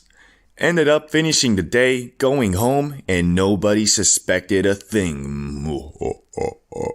Since the dawn of humanity, us Homo sapiens and previously Neanderthals have always been different from the rest of the pack, where zebras, deers, and other pussy-ass animals accepted the pre-installed food chain. We humans decided, Man, screw this shit! These mammoths always walking around like they own the place. I'm tired of being a beta. Let's go get a bunch of spears and kill these fat motherfuckers. for food. The only problem with having self-awareness and as of 2024 being the smartest creatures in the universe is that with a cruel twist of fate, being so intelligent has also made us the saddest and most mentally unstable creatures as well. Unfortunately, being so sharp, we have over the years, through the power of chemistry and science, invented or tried to invent happiness in capsules, syringes, powders, or anything else we could come up with. So today, we are going to go over humanity's worst creations in the field and dive deep into horrifying drugs you should never ever try, starting with crocodile, aka desomorphine. Crocodile, also known by its chemical name desomorphine, is a synthetic opioid that is notorious for the horrifying physical effects it can have on users. Originally developed in Russia as a cheaper alternative to heroin, crocodile is typically made by combining codeine with toxic chemicals like lighter fluid, paint thinner, gasoline, hydrochloric acid, and even red phosphorus from matchstick heads. The nickname crocodile comes from the scaly greenish skin that forms where the drug is injected. Yup, you heard right. Your skin literally starts looking like a crocodile's because this stuff is so toxic it causes the tissue to rot. We're talking about skin peeling, scales forming, and bones becoming visible through flesh. Ew. You'll be looking like Green Goblin, bruh. Except for like, super strength and a cool glider, you'll just have a life-destroying addiction to a DUI opioid. Fair deal. Desomorphine itself is a powerful opioid, synthesized from morphine and more potent than heroin in terms of its pain-relieving effects. Crocodile doesn't just mess with your brain, it goes straight for the body. After shooting up, you get a brief heroin-like high, but the aftermath? The drug stops blood flow to your skin, which then dies and falls off. So if smelling like expired meat and looking like a jockey from Left 4 Dead sounds fun, crocodile is perfect for you. Although crocodile's high is similar to heroin, it's a much shorter kick, with effects usually lasting only about 90 minutes to 2 hours. This leads to a frequent need to inject, with each rep making you more goblin-y. And with how addictive this stuff is, a full transformation is usually weeks or even days away. Once injected, the toxic additives in crocodile begin to cause serious vascular damage, cutting off blood supply to tissues. This leads to necrosis, aka tissue death, often within days of regular use. Users commonly experience infections, abscesses, and gangrene at the infection sites. The skin around the sites may rot and decay, exposing bone and tissue. Some users even require amputations because of severe infections, which after hearing all this, you might understand why some people call it unhealthy heroin. Who's that guy? Oh, that's Tom. Yeah, he's into all types of messed up drugs. Damn, hate to say it. Yeah, don't talk to him. He's definitely a bad influence. Let's move on and talk about a drug that is extremely dangerous, but in a much different way, and that is scopolamine, aka Devil's Breath. If a drug could win a supervillain award, scopolamine would sweep the category. Imagine something that could turn you into the world's politest zombie, calmly handing over your wallet and life savings to complete strangers, and then thanking them on your way out. That's Devil's Breath in a nutshell. Scopolamine is classified as an anticholinergic drug, meaning it blocks acetylcholine, a neurotransmitter involved in memory, learning, and muscle control. This disruption in neurotransmission can cause hallucinations, amnesia, confusion, and loss of free will. Even in small doses, scopolamine can impair cognitive function, making users susceptible to suggestion, which is why it's sometimes exploited by criminals. High doses can lead to extreme sedation, paralysis, and unconsciousness. Basically, although not as physically harmful as crocodile, Devil's Breath literally makes you into a remote control zombie. In some parts of South America, particularly in Colombia, scopolamine is infamous for its use in crimes. Criminals blow powdered Devil's Breath into the faces of unsuspecting individuals or add it to their drinks, rendering them compliant and susceptible to suggestion. Victims often experience antegrade amnesia, meaning they cannot form new memories. They may follow commands, give away personal belongings, reveal their bank information, or even assist in robbery while in this zombie-like state with no memory or little memory of the events afterward. Hello? Where am I? What?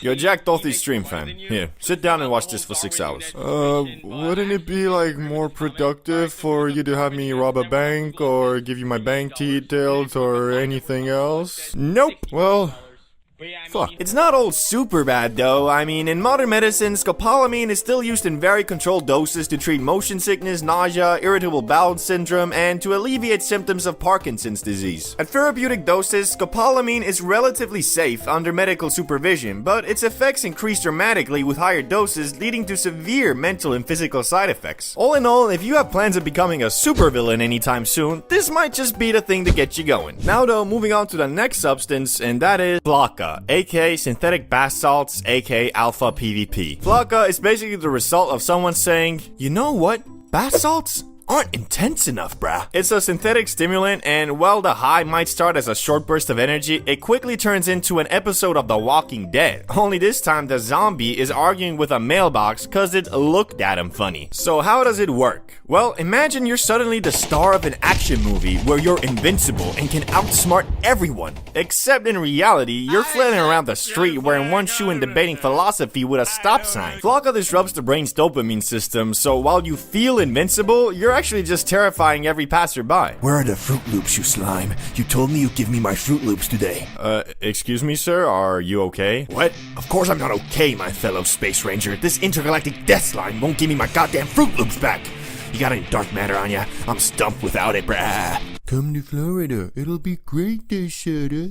Flocka users often experience what's called excited delirium. In normal people language, that's overheating while trying to lift a car. The combo of a sky-high body temperature, Hulk-level aggression, and an indestructible sense of purpose is basically a recipe for disaster. Flocka has also been known to cause kidney failure and severe paranoia. So not only do you think the trash can is plotting against you, but now you need a whole new kidney, man. The worst part is, people tend to get hooked on Flocka faster than you can say, maybe this was a bad idea. It messes with the brain's reward system, so once the high fades, users often want more. And that's how you end up asking a lamppost for directions to the nearest dimensional portal. Flocka is not here for a fun time, neither a long time. If you value your dignity and don't want to star in a viral video titled Local Man Fights Tree, Loses, it's best to keep this one off your list. Now though, for the last substance that is very well known and extremely deadly, something I've already talked about on this channel, but this one is an ongoing epidemic and destroying lives as we speak, so I feel like I have to mention it here as well. Fentanyl, aka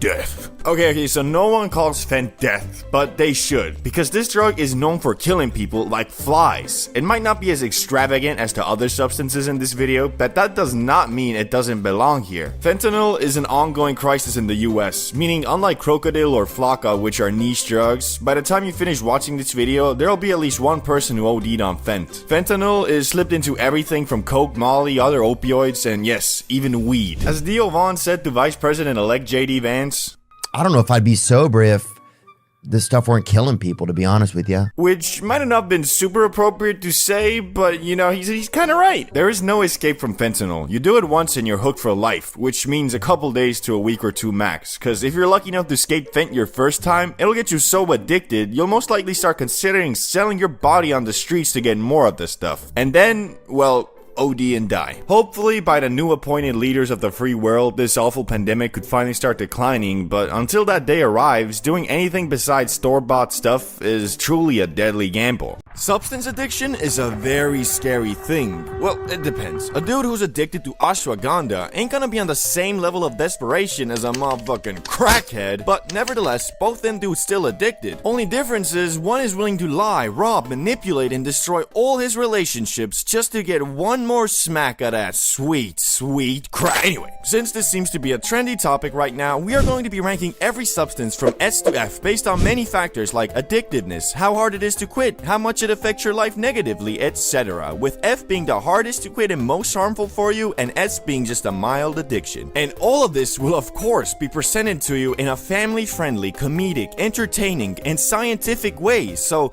YouTube, please, I'm just a funny stick man. So let's start it off with what your boy might be addicted to just a teeny tiny bit, and that's of course weed. Some people might say you can't get addicted to weed, and to those I say, bro, you dumb as shit. Okay, not to be mean, but that statement is just false, because as humans, we can get addicted to anything and everything. Even shit like a cool breeze on a hot summer's day could get you addicted, because that shit feels nice, bro. What I'm trying to say is that even though getting physically addicted to the Zaza is quite hard, getting mentally addicted is easier than watching a 10-minute YouTube video. Well, if you're Gen Alpha, this doesn't apply to you with your skibbity toilets and stuff, but you get what I mean. It's all about habit and relieving stress, and even if you smoke up once a day at the end of your day when you got all your shit done and it's time to relax, you still mentally addicted by equating relaxation with smoking the Lord's loud. But overall, if I'm being a $125.5 with you, this isn't too bad, cause when you at this level, you won't start tweaking if you don't have any weed. You just prefer it if you did. But if you do smoke up 24/7, it's a bit different, cause your body will start relying on the za to get you through your day. Although honestly, it's kinda hard to get to that point, cause if you're anything like me, after a day or two of smoking weed and doing nothing productive, your mind will tell you, oh boy, time to get faded and play V-Rising all day again. Bro, what the fuck is you doing? You really finna wake and bake again? You're broke, and you look like a damn bum. Man, I swear, you wake and bake today too, and I'ma start giving you mad anxiety, bruh. Oh, okay, fine. I'll be a functioning human today.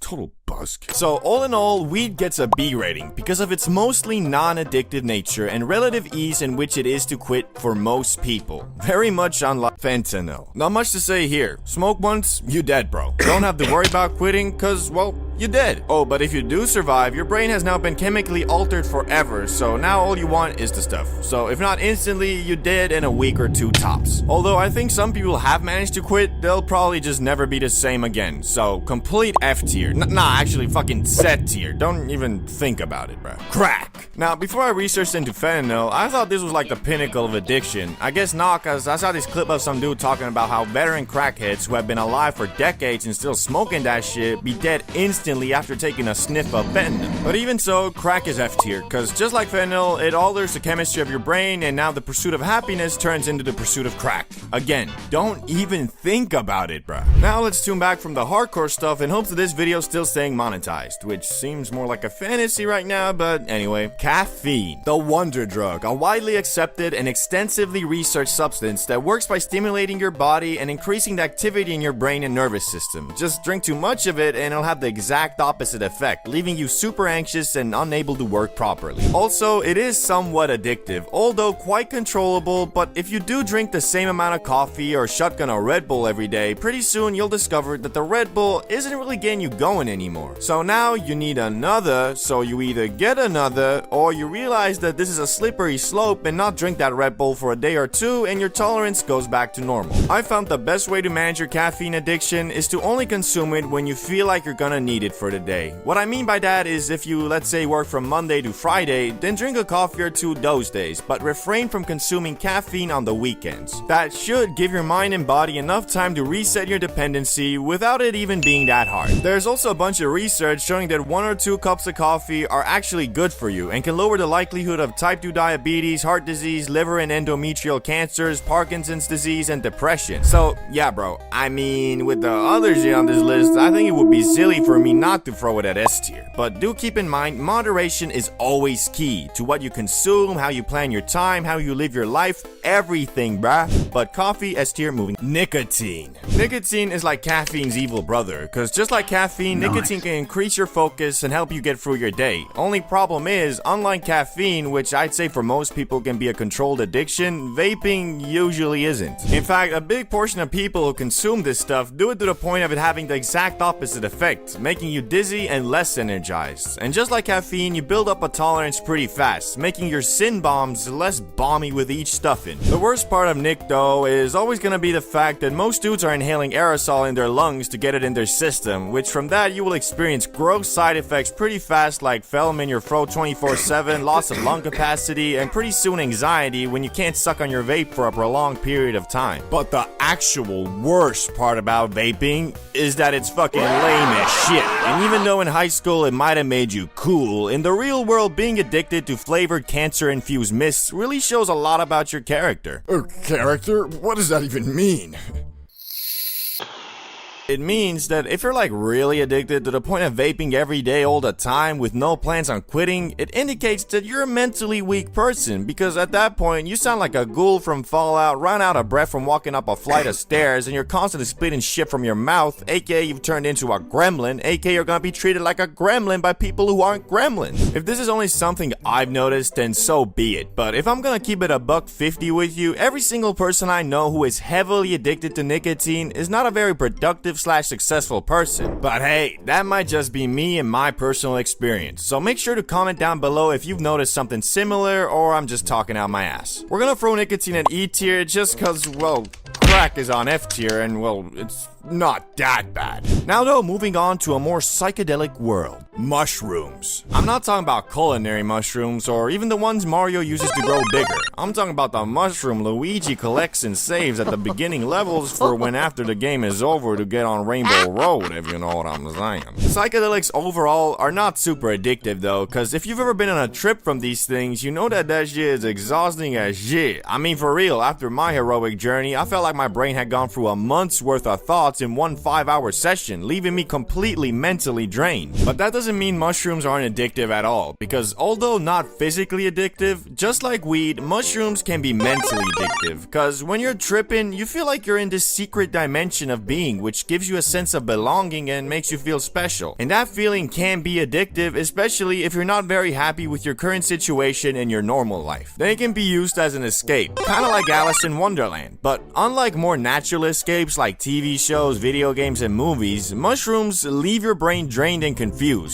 That's also the reason why if you go to a smart shop in Amsterdam, they always tell you to take at least a 4 to 5 day break in between mushroom trips. Firstly, because of the aforementioned mentally draining effect they have, but also because your body builds up a tolerance extremely fast to psilocybin, the chemical found in magic mushrooms. And if you bang multiple trips in a row, the effect will be much lighter, but also because of that, it'll feel less draining and therefore make it possible to take this stuff daily. And if you do, you can get a bit disassociated from your normal existence and therefore build up a bit of an addiction to mushroom land. All that being said, magic mushrooms are one of the only substances on this list that have been proven to have therapeutic uses, like for example fighting your other addictions. I know from my personal experience when I banked a heroic dose, it made me think a lot about how much I consume things like weed and nicotine, and from that I was able to cut both those things down a bit, especially the nicotine. I also know of people microdosing this stuff and having positive effects, but me personally, I don't really believe that, cause if you're taking them every day, you'll eventually start relying on them, and that kind of defeats the whole point of tripping once and carrying what you learn into your normal life, I think. Anyway, all in all, mushrooms gotta be B tier, cause when you do get addicted to them, it can drastically mess up your life. It's just kinda hard to get to that point.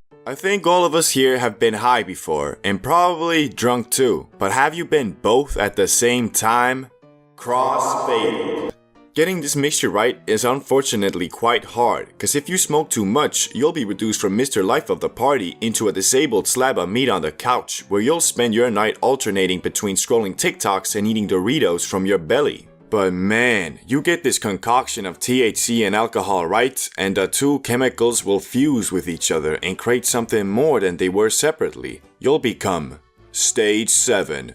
I'm so fucked up, man. Nah, but for real, you know how the magic spice makes everything interesting, but at the same time it throws you in the 10x gravity chamber with Vegeta, so every drop of energy you spend feels like you just ran the 100 meters and barely clinched the win over Usain Bolt. Well, the Henny will fix that for you, so if you get the mix right, everybody's stories and conversations will become 5 times more interesting. But at the same time, you also violent off the Henny, so you got the energy to do stupid shit while being zoinked out of your mind.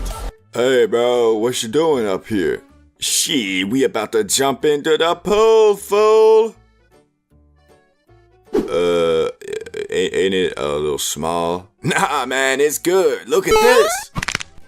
Hey bro, can you call the ambulance? I'm actually in very serious pain right now.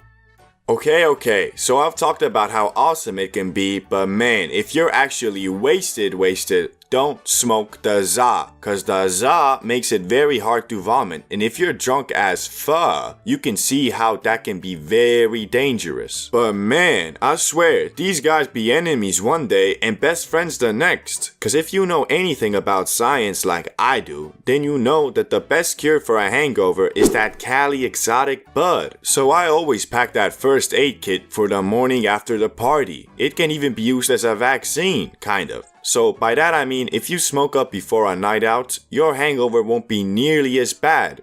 I don't know, at least that's how it works for me. But bro, this one time I was celebrating my high school graduation by going camping with our entire class, and you know your boy got straight obliterated off the Henny and za. But thankfully in the morning I wasn't feeling too bad, but I felt it getting worse, so I went to my homie Salamander and politely asked, "Shall we partake in the rotation of the spliff, my dear man?" "Yes, I believe that is a stupendous idea." "Fabulous, shall we?" We shall. And after that holy rotation, I was suddenly cured and went on to spend the whole day hanging out with our class in castle ruins, museums, boring shit like that. But once we got back to our campsite and my high had almost faded, I suddenly got real sleepy and I wasn't feeling so good. So me being the total geek I am, went to bed at 9 p.m. on my last day before I never saw these people again. And it must have been divine punishment or something, cause I woke up with my first and worst hangover I've had. And here's the kicker, I was out of kush, feeling like a badly programmed NPC. I hated everything that wasn't lying on the ground, fading in and out of sleep.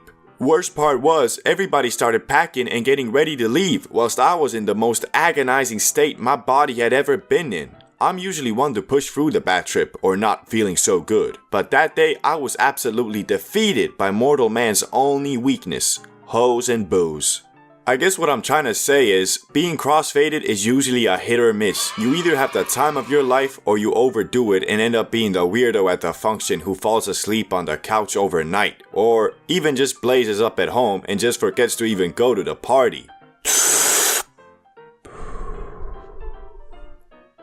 Wait, why am I even going to this party? You know, back in the day, if you wanted to get high discreetly, well, sorry bro, but there was no way. I mean, you got the J, which stanks up everything. You got the bong, which although doesn't stank as much, where you gonna hide it? Imagine trying to sneak by your parents on some...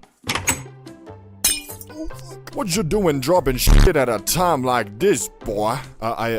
Downstairs, I came down, I wanted a glass of water, yeah. Boy, you must be neurologically disabled if you think that'll excuse you from breaking some dusty-ass dollar store piece and spilling bong water all over my goddamn living room. No, it's... Here, take a smack of this shit. It'll get you proper, boy. Well, that sounds like a pretty fun...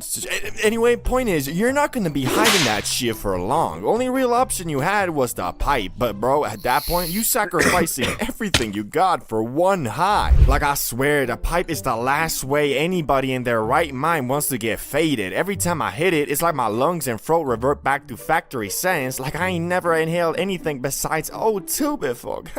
Basically, by smacking the pipe, you're hurting your lungs and throat to the point it kind of up the first 30 minutes of your high. And that's exactly why when the first Pendjamin was invented by the scientists at Yodiland, it changed the game, bruh. Never before could you get obliterated on the go regardless of where you were or what you were doing. And thanks to that, getting high has become so damn easy, you got motherfuckers making obliteration their normal state. Never before could someone do anything even remotely sus and you could just assume they were fucking high. My man had sunglasses on for no reason, faded. Dude was staring somewhere for a bit too long, obliterated. Dude went to White Castle for a culinary experience.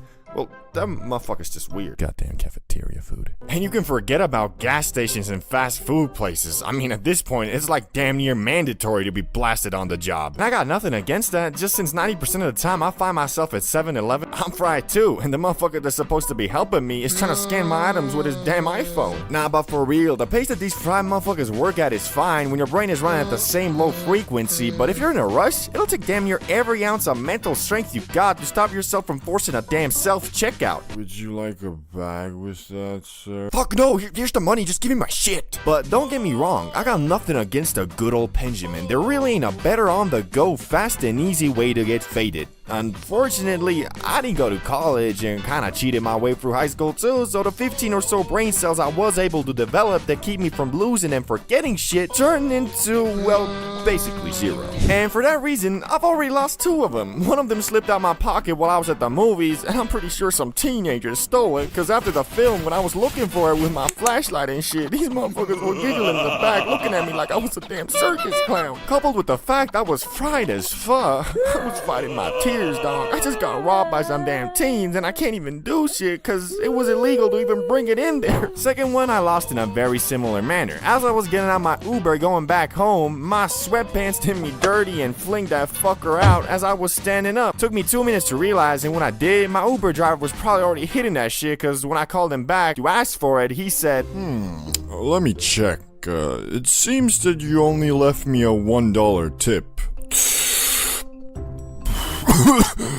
Sorry, I couldn't find it. And that one hurt the most because that was the first pen I ever had and the one I used for my first Benjamin adventure, which my first time was, well, by far the highest I have ever been in my life. I'm talking freaky, I'm talking third person. Shit, it was the first time in years I truly greened the thaw out. For you see, normal weed or bud is just that, normal. So the strength of it is confined in the realms of reality, unless you know it, it's Moonrock. Anyway, the biggest difference between smacking a pen versus, let's say, a J is that the pen doesn't have normal bud in it. It has concentrate, which if you're unaware like I was, is about 10 to 20 times stronger than bud. Knowing that, the best way to get faded off the pen is by just taking small rips to avoid getting sent into the goddamn shadow realm. For example, the YouTuber Damien Luck 925 is very well known for taking multiple blinkers, which is the biggest hit you can take, outside in social situations, most notably in random classrooms, like it's nothing. So me being at my USA Airbnb alone in the confines of my living room, thought to myself, okay, so it looks like the basic hit I should do at least is one blinker, but probably more. Yet what was waiting for me on the other side of Blinker City was something I was not prepared for. Something unholy. The voices. I'll never forget the horrible things they were whispering. They made me almost delete my YouTube channel.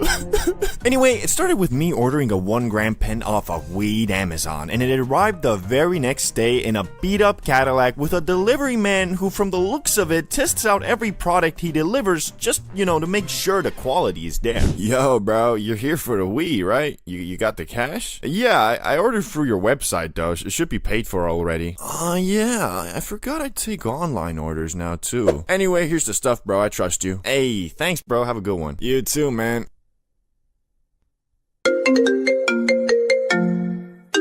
Hello, Mr. Bro. We got a delivery for you from Weed Amazon that should be arriving in an hour or so. Will you be home then? Wait, didn't I just... I'm a gorilla in a fucking scoop. Gonna pull up to the zoo. Oh, I better get out of here. So I went back to the crib, Benjamin in hand, and prepared myself to get faded. And obviously, I went for a blinker, my very first hit. But since I had never smacked a pen before, I inhaled it for about 4 seconds and stopped because it was so light on my throat, I thought it wasn't working, but it actually was. And from that 4-second puff, I was already quite bamboozled. But since I have this weird rule of every time I get new stuff, I break it in by doing a massive hit, I thought, well, fuck. I was supposed to do a blinker, and went for it again. I inhaled and inhaled for a good 8 to 10 seconds, but the thing just wouldn't fucking blink. It got to the point where there was tears coming from my eyes and my throat was begging me to stop, and it ended up like...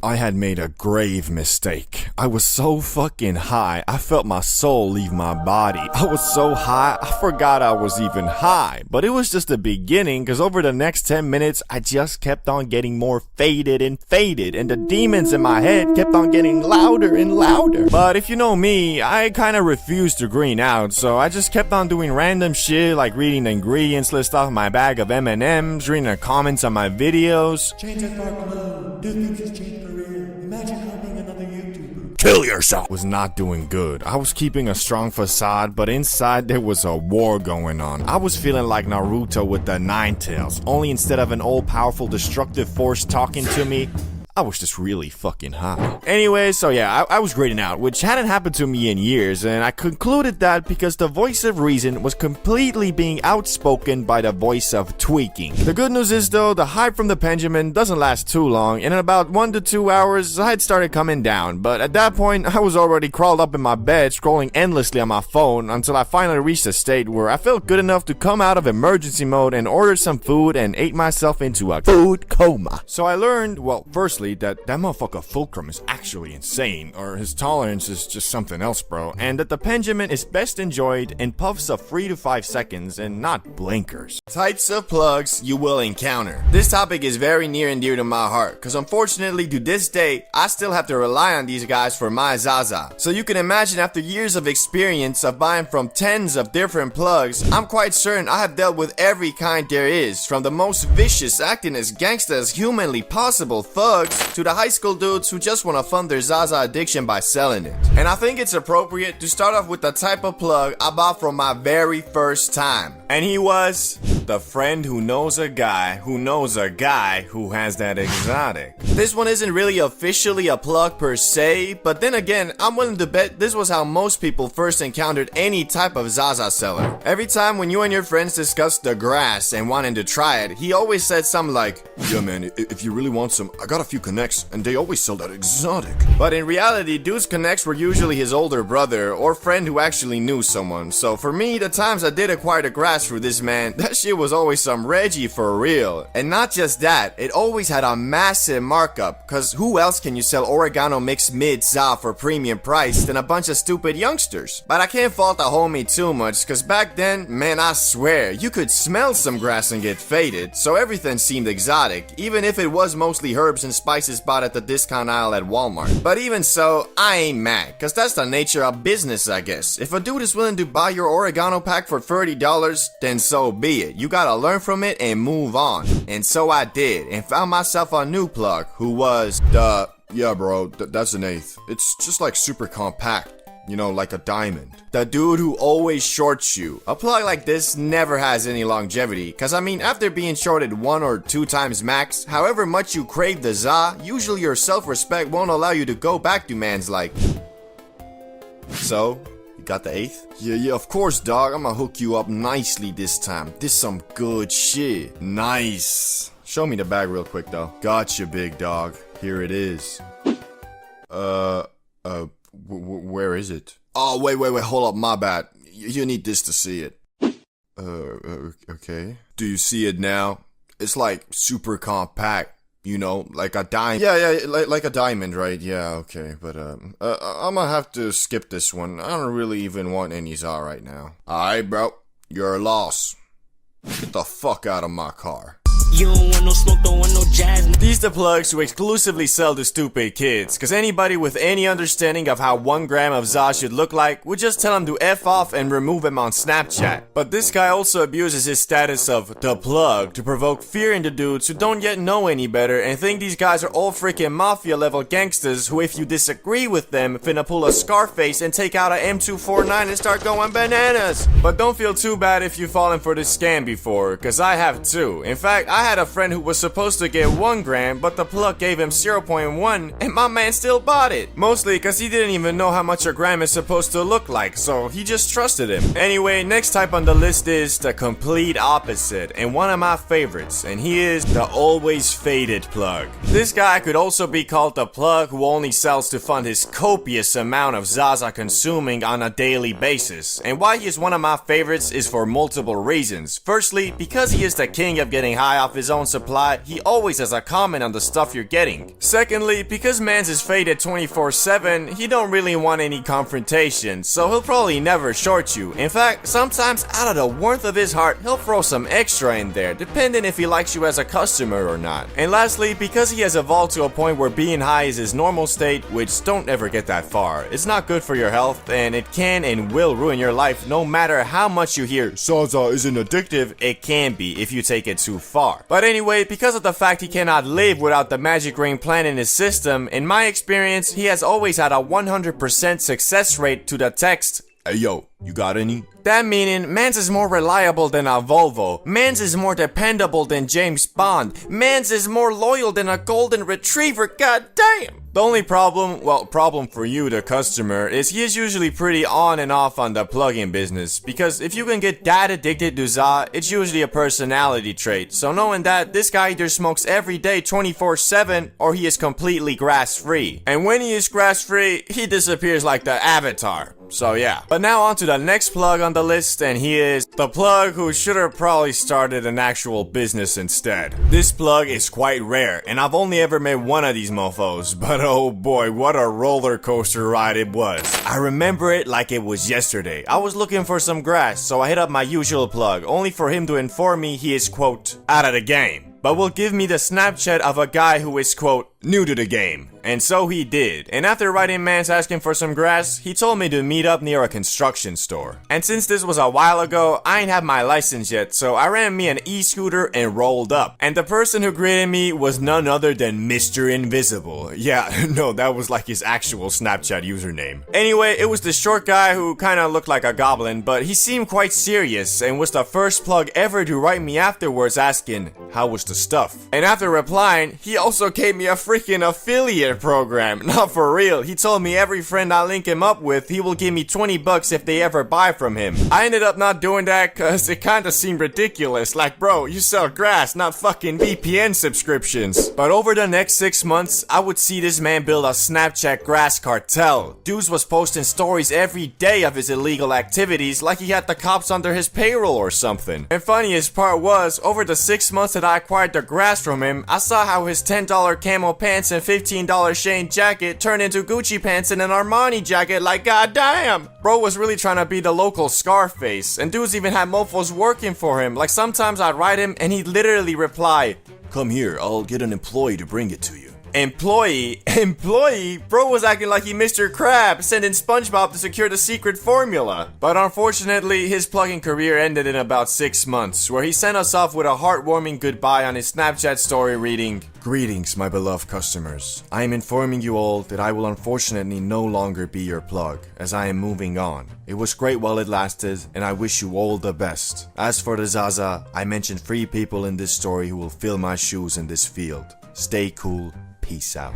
And the craziest part is, I'm not making any of this up. This dude was a legit comedy movie character, and his personality reflected it. He was like the generic Slav trapper guy who tried his hardest to act as gangsta as humanly possible, and every sentence man said had to have at least 2 curse words. So yeah, although he is the most memorable plug I've ever had, he definitely wasn't my favorite. That spot has to go to the friendly neighborhood plug. The best plug a man can ask for. This would be the dude that lives close to your neighborhood, so you don't have to travel around the whole of Skyrim just to get some za. But if that wasn't enough, this the plug that also, as the name suggests, is friendly and doesn't act all gangsta, nor shorts you for no reason, nor is high 24/7. He's just a chill, reliable guy. And sometimes he'll even come to you, cause you live in the same neighborhood and he enjoys riding his bike while flipping packs and making racks. And unfortunately, however much this dude is just a normal human being, in the field of plugs, well, he's like a diamond. Very rare. So if you got yourself a plug like this, be thankful for your blessings, cause your next one is probably gonna be the usual local wannabe Pablo Escobar. But hey, plugs usually switch like every 4 months anyway, so don't be discouraged when yours is, well,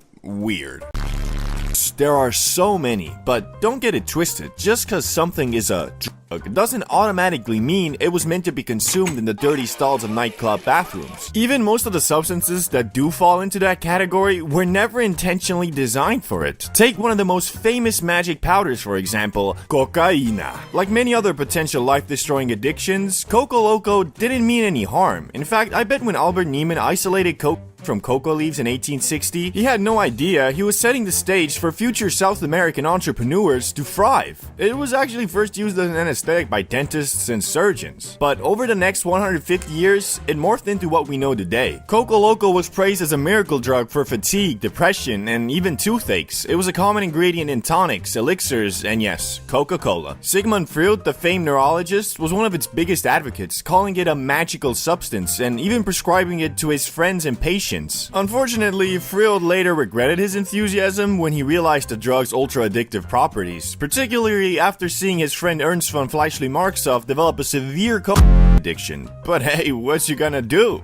Well, lay off the coke, I guess. But $200 per gram snow isn't the only notorious drug that was once legal. In fact, I think you'll be quite surprised by how many of today's big no-no substances started off their career as miracle drugs and were prescribed as medicine by doctors and shit. Which the next one we'll be talking about was actually used in World War II to create super soldiers unafraid of death. Basically, imagine the entire plotline of Captain America the First Avenger, but instead of that blue super serum, they had methamphetamine. World War II super soldier pills. World War II wasn't just a clash of nations, it was a showdown fueled by, well, meth. Every major power looked at methamphetamine and said, you know what would pair nicely with tanks and fighter planes? What? Okay, hear me out. A highly addictive stimulant that makes soldiers feel invincible. That way, if somehow survive the war, they won't just have the PTSD, they'll also have the crippling drug addiction. What combo? You, sir, are a genius. I'll run it by Evil Mustache Man tomorrow. The Germans were all in on methamphetamine because, well, of course they were. In 1938, a German pharmaceutical company developed Pervitin, which was essentially meth in pill form. It was so effective at keeping soldiers awake and focused that it earned the nickname Panzer Chocolate, because nothing says war effort like drug-laced cane. Blitzkrieg tactics, rapid, relentless, no-sleep attacks weren't just about strategy. German soldiers were popping Pervitin like they were at a rave. The drug kept them awake for days as they marched across Europe, which might explain the whole let's invade everyone vibe. Soldiers wrote home about how great it was. I felt alert, powerful, and unstoppable. Translation: Dear Mom, I am on meth. It is amazing. Fun fact, Adolf Hitler himself was a walking pharmacy. His personal doctor, Theodor Morell, gave him regular methamphetamine injections to keep him energized. Some even considered that it might have been his downfall, because, well, it is hard to keep a clear and strategic mindset while you're on more drugs than a festival main event. Japan wasn't about to be left out of the stimulant arms race either. Their version of meth, Philippon, was handed out to soldiers, factory workers, and kamikaze pilots. Yes, kamikaze pilots. Imagine being told, hey, so looks like you're flying a one-way mission today, aka you're going to die, but here's some meth to make it more fun. Japan for the win! Fist bump? No? Okay, well, I'll be on my way. Handing out more meth. The Allies weren't innocent in this drug-fueled war either. Well, they didn't have Pervitin, they had Benzedrine, an amphetamine that was basically meth's slightly less chaotic cousin. British and American troops popped these pep pills to stay awake during long bombing raids and grueling marches. British Royal Air Force pilots used Benzedrine to stay awake during night raids. Some of them were so wired that after bombing German cities, they'd come back, clean their planes, and write detailed mission reports in cursive. Side effects? Well, a few pilots became so overconfident they ignored orders, which is probably not ideal when you're flying a plane full of explosives. By the end of World War II, methamphetamine had carved out a reputation as both a war hero and a total disaster. Sure, it helped soldiers stay awake, march faster, and bomb better, but it also turned them into jittery, paranoid wrecks. Post-war, many soldiers came home with what we might call battlefield meth habits. Nothing like trying to adjust to civilian life while also coming down from a 3-year stimulant bender, eh? Which makes me wonder, what if instead of meth being the substance of choice in World War II, everybody was just smoking the Lord's loud? We must invade everyone. We must kill everything.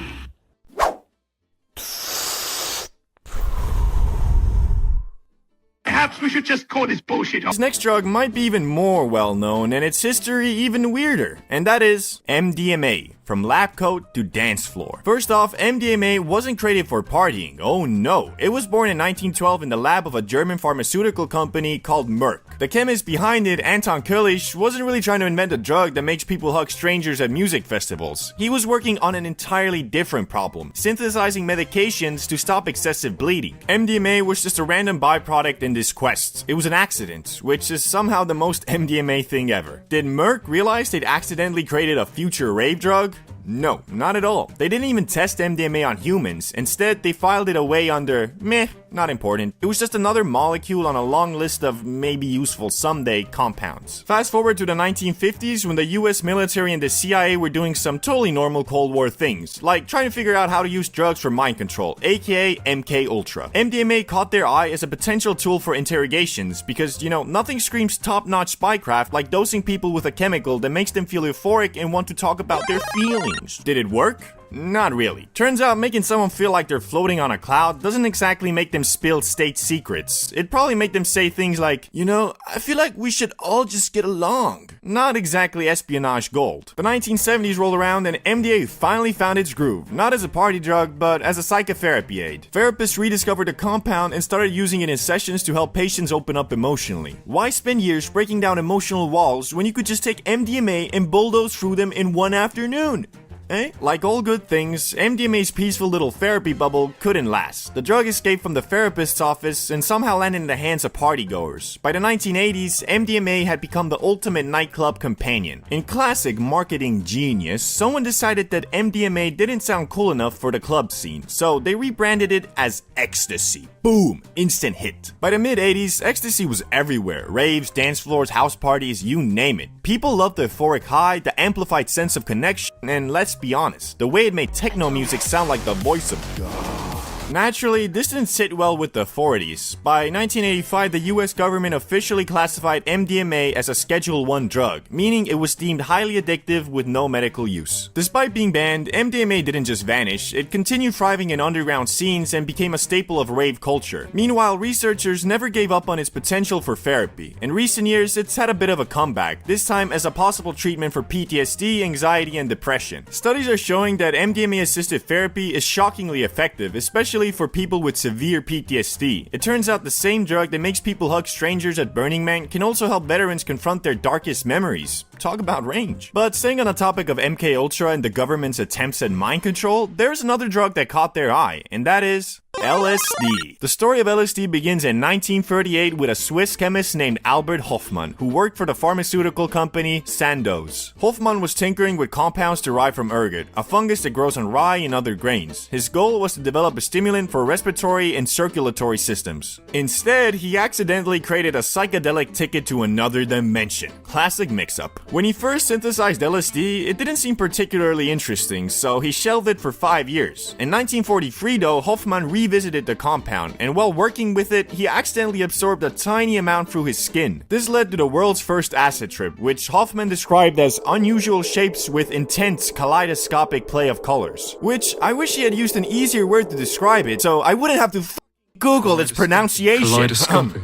A few days after his accidental exposure, Hofmann decided to take 250 micrograms of LSD to see what it could do. Spoiler, this was way too much for a first trip. Soon after, he realized he was extremely high and decided to bike home, thus creating Bicycle Day, the unofficial holiday for LSD enthusiasts. Hofmann described it as a state of dreamlike euphoria mixed with terror. Everything around him warped and shifted. He thought his neighbor was a witch, his furniture was threatening him, and the walls were melting. Fun! And yet, Hofmann still considered it a fascinating and valuable experience. That's commitment to science right there. By the 1950s, LSD wasn't just a curiosity, it became a promising tool for psychiatry. Sandoz marketed it as Delicid and sent samples to psychiatrists and researchers worldwide. Therapists believed LSD could help patients confront repressed trauma, treat alcoholism, and even boost creativity. It made people talk. A lot. Patients would have emotional breakthroughs, experience vivid memories, and feel like they were seeing the truth of the universe. Therapists thought they had found the ultimate shortcut to inner peace. A notable success found by researchers was that LSD could help alcoholics quit drinking, with some claiming they experienced a spiritual awakening during their trips. It was like AA, but with rainbows and fractals. As with most cool things in the 20th century, the US government took one look at LSD and thought,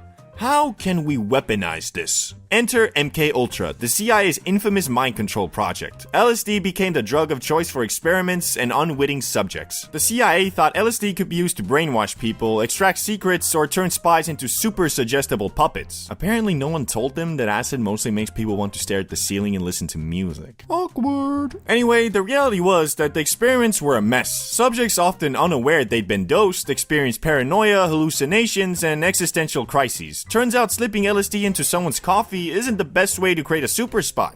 Who knew? By the 1960s, LSD had escaped the lab and landed squarely in the hands of counterculture pioneers. Enter Timothy Leary, the Harvard psychologist turned acid evangelist. Leary's mantra, turn on, tune in, drop out, became the rallying cry for a generation of hippies exploring their consciousness. By the late 1960s, though, LSD's reputation had gone from therapeutic miracle to moral panic. Stories of bad trips, psychotic breaks, and people thinking they could fly, hint they couldn't, spread like wildfire. Governments around the world scrambled to ban LSD, labeling it as dangerous and addictive, despite there being little evidence to support either claim. In 1970, the US classified LSD as a Schedule I drug, making it illegal for any use, even research. The summer of love was over, and the war on drugs was in full swing. 10,000 BC, a group of cavemen in the Oki Islands of Japan needed some warmth and wanted to start a fire when they discovered a funny-looking green plant, and either out of curiosity or desperation, desperation, took it and inadvertently created history's first ever hotbox. Yet this early grass was not that loud that people be smoking today, because as we know, over the years the za has been scientifically and artificially cultivated to be much more concentrated in the high it gives. So although it is funny to think about a group of cavemen purposely starting a fire in a small shelter for the sole purpose of getting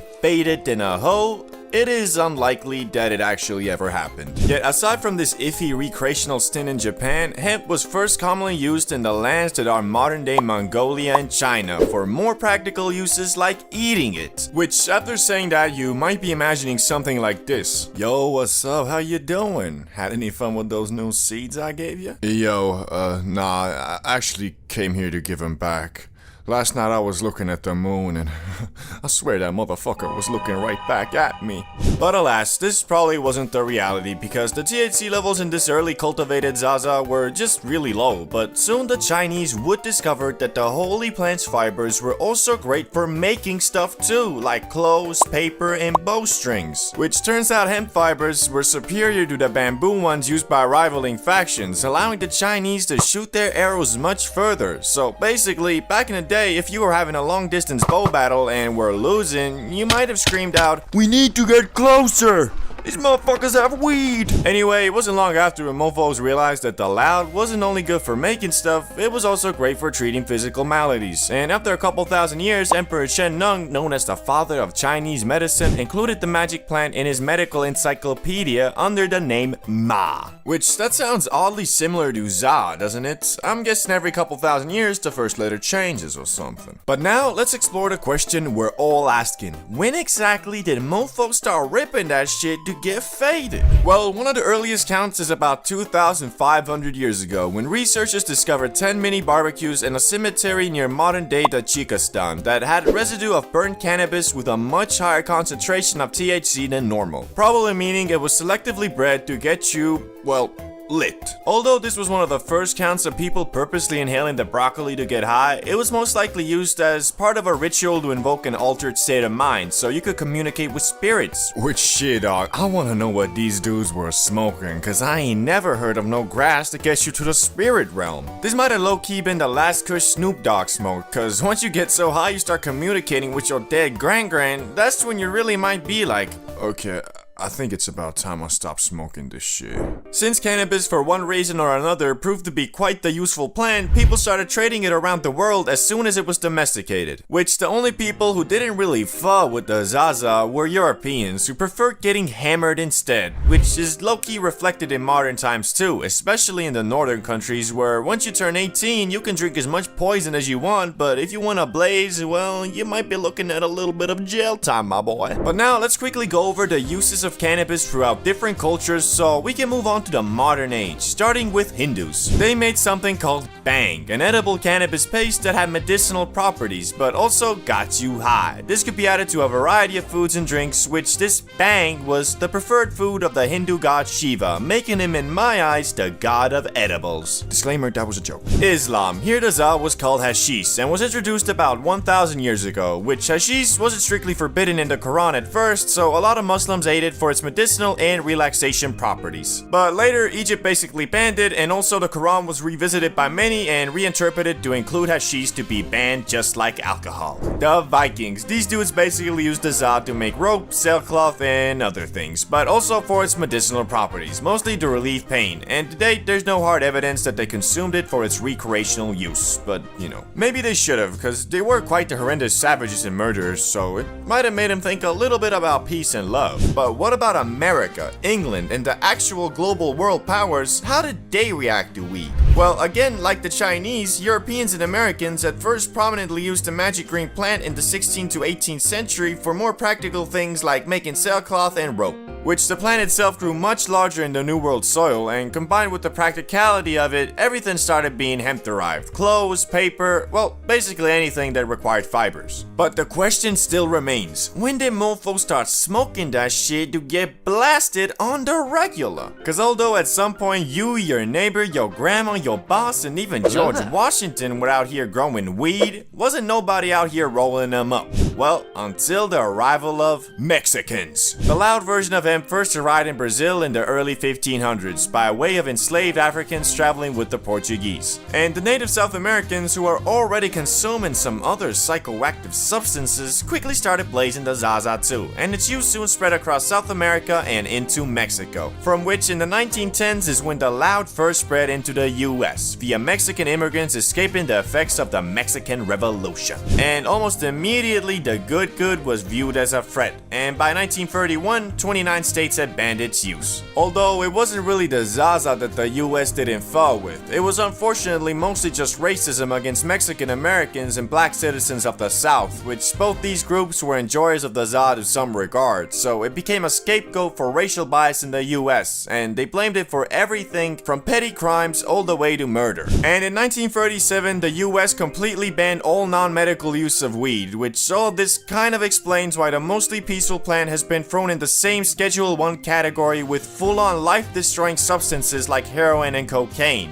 But thankfully, a couple decades later came the hippie movement of the 1960s to 1970s. This is what lightly sparked a comeback for weed, cause unlike before, when the Zaza was mostly smoked by Mexican immigrants and black citizens who the US was massively racist against, the hippie movement had middle-class white American youth start blazing too. Which it was all about love, peace, spirituality, non-violence, and of course, every hippie's favorite, recreational drug use. Although most hippies were all about peace and love, that was quite easy to say when most of them were literally privileged enough to drop out of college, run off with Cassandra in a rainbow van, go on copious amounts of mindset-altering trips, mostly powered by LSD, and then return 10 years later to their parents and have them say, "It's okay, son. I was young and stupid once too." Anyway, although the grass was still federally illegal, this didn't really do much, cause in 1976, 1 in 8 Americans over the age of 12 admitted to smoking it in the past 30 days. Hippies though were especially interested in cannabis, so much so they went on something called the Hippie Trail, which was basically an excursion by the youths of the world to go over to the Middle East and India, all while riding in magic buses and discovering new ways to get absolutely blasted, such as smoking the concentrated Zaza resin known as hash. But acquiring the Zaza would soon get much harder, because you see, most of it came from Mexico, so in 1969 the US started patrolling the border, and in 1975 they got even more aggressive and started spraying herbicide on Mexican weed plants. And so good old supply and demand made grass prices skyrocket, which a lot of people started then growing the plant themselves in mini greenhouses, closets, bathtubs, storage units, basements, wherever they could. But then in 1982, Mr. Smarty Pants Ronald Reagan took it even a step further by encouraging the streamlined arrest of anyone in possession of an illegal substance, which was really dumb because most of the focus was on pot, all while crack, meth, and heroin were all still being transported and consumed on a regular basis. Even worse, this enforcement seemed to be racially motivated because despite plenty of traffickers and consumers being white, the majority of arrests were Latino and black youths, all while this bizarre over-focus on cannabis allowed the growing opioid epidemic to go unchecked. But thankfully, the US is slowly learning from their mistakes, where today 24 states have legalized the recreational use of marijuana. On top of that, the increased level of research on it has also found multiple medical use cases and can be prescribed to you by special doctors if seen fit. And although the Zaza is still federally illegal and a Schedule 1 drug, the overall perception of it has changed for the better, including in December 2022 when President Biden signed a bill to make it easier for researchers to obtain plants for their studies, which will hopefully accelerate the learning of positive and negative side effects of consuming the Za even further. But all that aside, the overall vibe towards the loud has gotten a lot more accepting, and these days more and more people view the smoking of the grass not as you being a junkie, but the same way as having a couple beers with the homies on a Friday night and watching some WWE. Man, smoking too much is such an awkward thing, especially because of how normalized getting faded has become. Nobody wants to be the guy who kills the vibe by admitting they graining the thaw out. Like, dudes be knowing they approaching their limit, but peer pressure is a bitch. Like this one time in school when we were smacking the paper planejamin on lunch break, and I could tell everybody was nearing the border between Yodiland and the Upside Down, but this motherfucker Salamander just kept on passing the J, and nobody wanted to be the first one to back out. Everyone kept on puffing and puffing puffing until this one motherfucker just started puking like goddamn. Safe to say, dude probably hasn't smoked again till this day. But you know, that was high school. Most kids weren't on that Wiz Khalifa pack like Salamander. I mean, this dude's parents were barely home, so mans must have just been low-key looking for attention by acting out. But instead, all he got was Snoop Dogg's tolerance and all the school thotties daily driving his dick. Some of you might not even know what it feels like when you smoke too much though. Shit, I know I didn't. My dumbass always just concluded that the stuff was laced, which looking back at it now makes me feel like a dinglebop for real. I mean, how you gonna smoke way more than you usually do in a situation you're not super comfortable in and then blame it on the weed? It's like a drunk driver suing an alcohol brand for making him unable to drive straight. Shit, it's like going to the store and buying too much food and then blaming the cashier for not stopping you. Like, bro, it's not on Jimmy the Plug God. Dude is probably smoking the same stuff as we speak. And yeah, I know sometimes it could actually be laced, but what does telling yourself that help? Like, wouldn't it be better to believe it's not and your brain is just tweaking? Then you could maybe, you know, calm yourself down. Unlike when you've convinced yourself the Plug is a fucking supervillain going around giving his customers schizophrenia. Like, goddamn son, someone's gotta like the bat signal for real. But shit, I'm out here preaching like I ain't done this myself. Back when I was younger, I did green out a couple times, but since then, I have developed rules I follow to avoid this at all costs. Like, for example, first rule, you don't always gotta get obliviated, bruh. Seems simple enough, right? But back in the day, every time we were smoking, my dumbass felt like I had to get higher than last time. Once the J reached me, I just...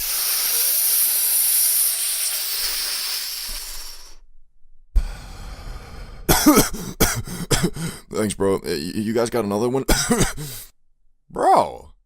No. This is just some basic etiquette too, like everybody wanna get faded equally, but one thing with smokers is they usually always chill and peaceful, so when you start hogging a spliff, rarely is somebody gonna forcefully take that shit from you. Just next time when you pull up, they'll bag your ass, pistol whip you, throw you in the trunk, and bury you alive next to Mr. Beast. That video would probably have to be on Rumble though. But point is, you don't always gotta be the highest in the room. Second rule, accept your limits. This is low-key the most important and the most difficult, but you might be thinking something like, don't you mean know your limits? No, I don't, bro. Cause I bet most y'all know them. Just when you be watching Fulcrum smacking the Benjamin like that bitch be only containing O2, you get a false understanding on how much mofos be actually smoking. Cause you can always do more, but what you can't do is forcefully remove the THC from your system and get less high. So don't be a victim of peer pressure just cause you wanna be cool, fool. But these rules don't mean shit if you don't factor in where you are and what you're doing. Which leads me to the day that made me come up with these rules. The time in my young life when I smoked so much in the wrong place, I was goddamn obliviated.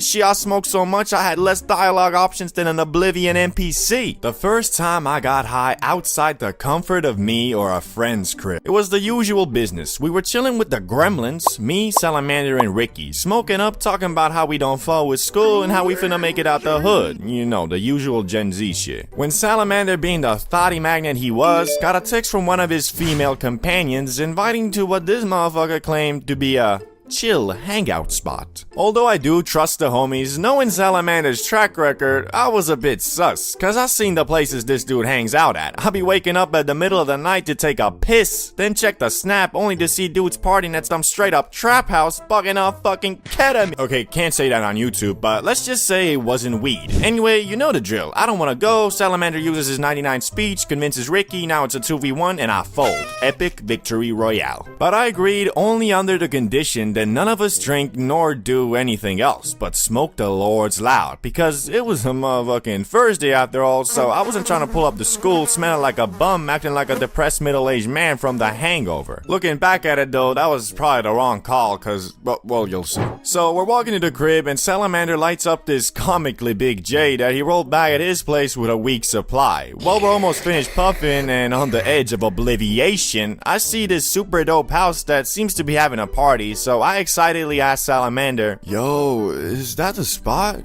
Bro, okay, that place does seem pretty dope. Oh yeah, that's the spot. Glad you fought with it. Some people are kinda put off by it from the initial appearance. Anyway, let's just go in. Yeah, it looks pretty cool. You first though. Where are you going? What do you mean?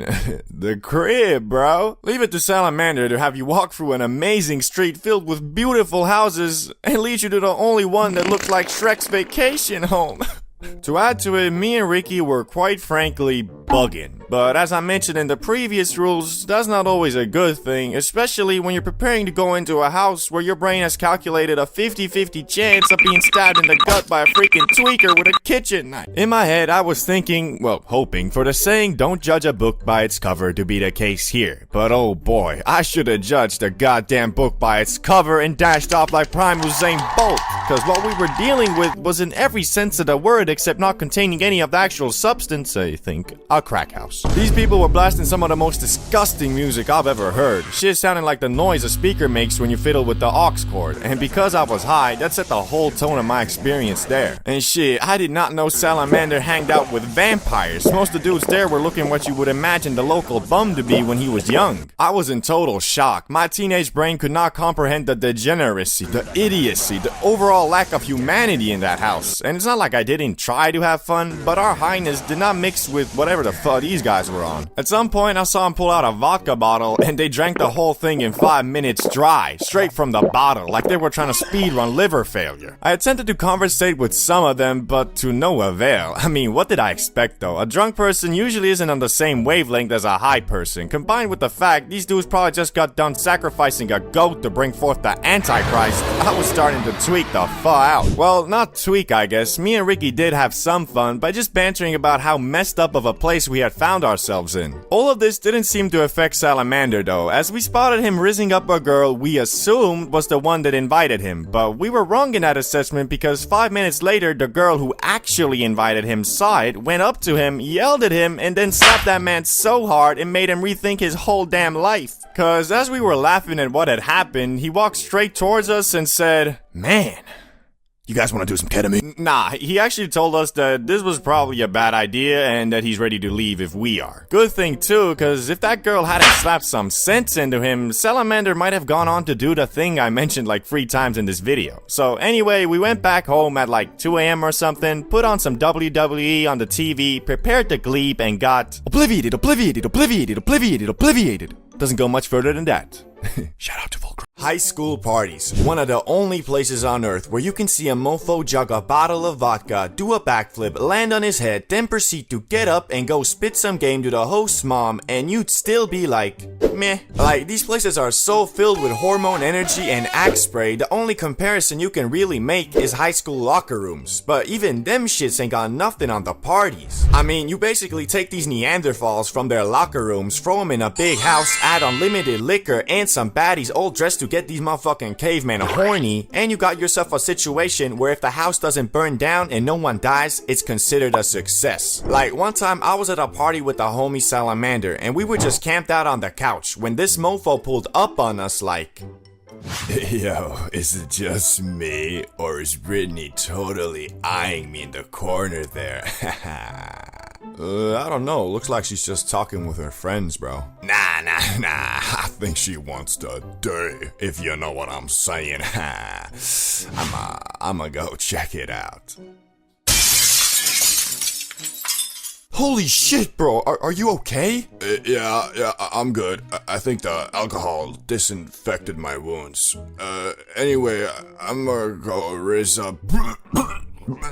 Like, bro, ain't no other place on planet Earth where a mofo can fall on a glass table, get cut up and covered in alcohol, and still only have one objective in mind. Must get some hoes. But not everybody's at the parties to pull baddies. There is a select few that have abandoned the genetic desire to get hoes and instead go to these places to get as shit-faced as humanly possible. Like, these are dudes that after graduating 10 years down the line, you'll go back to your school's town and walk down the street and be like,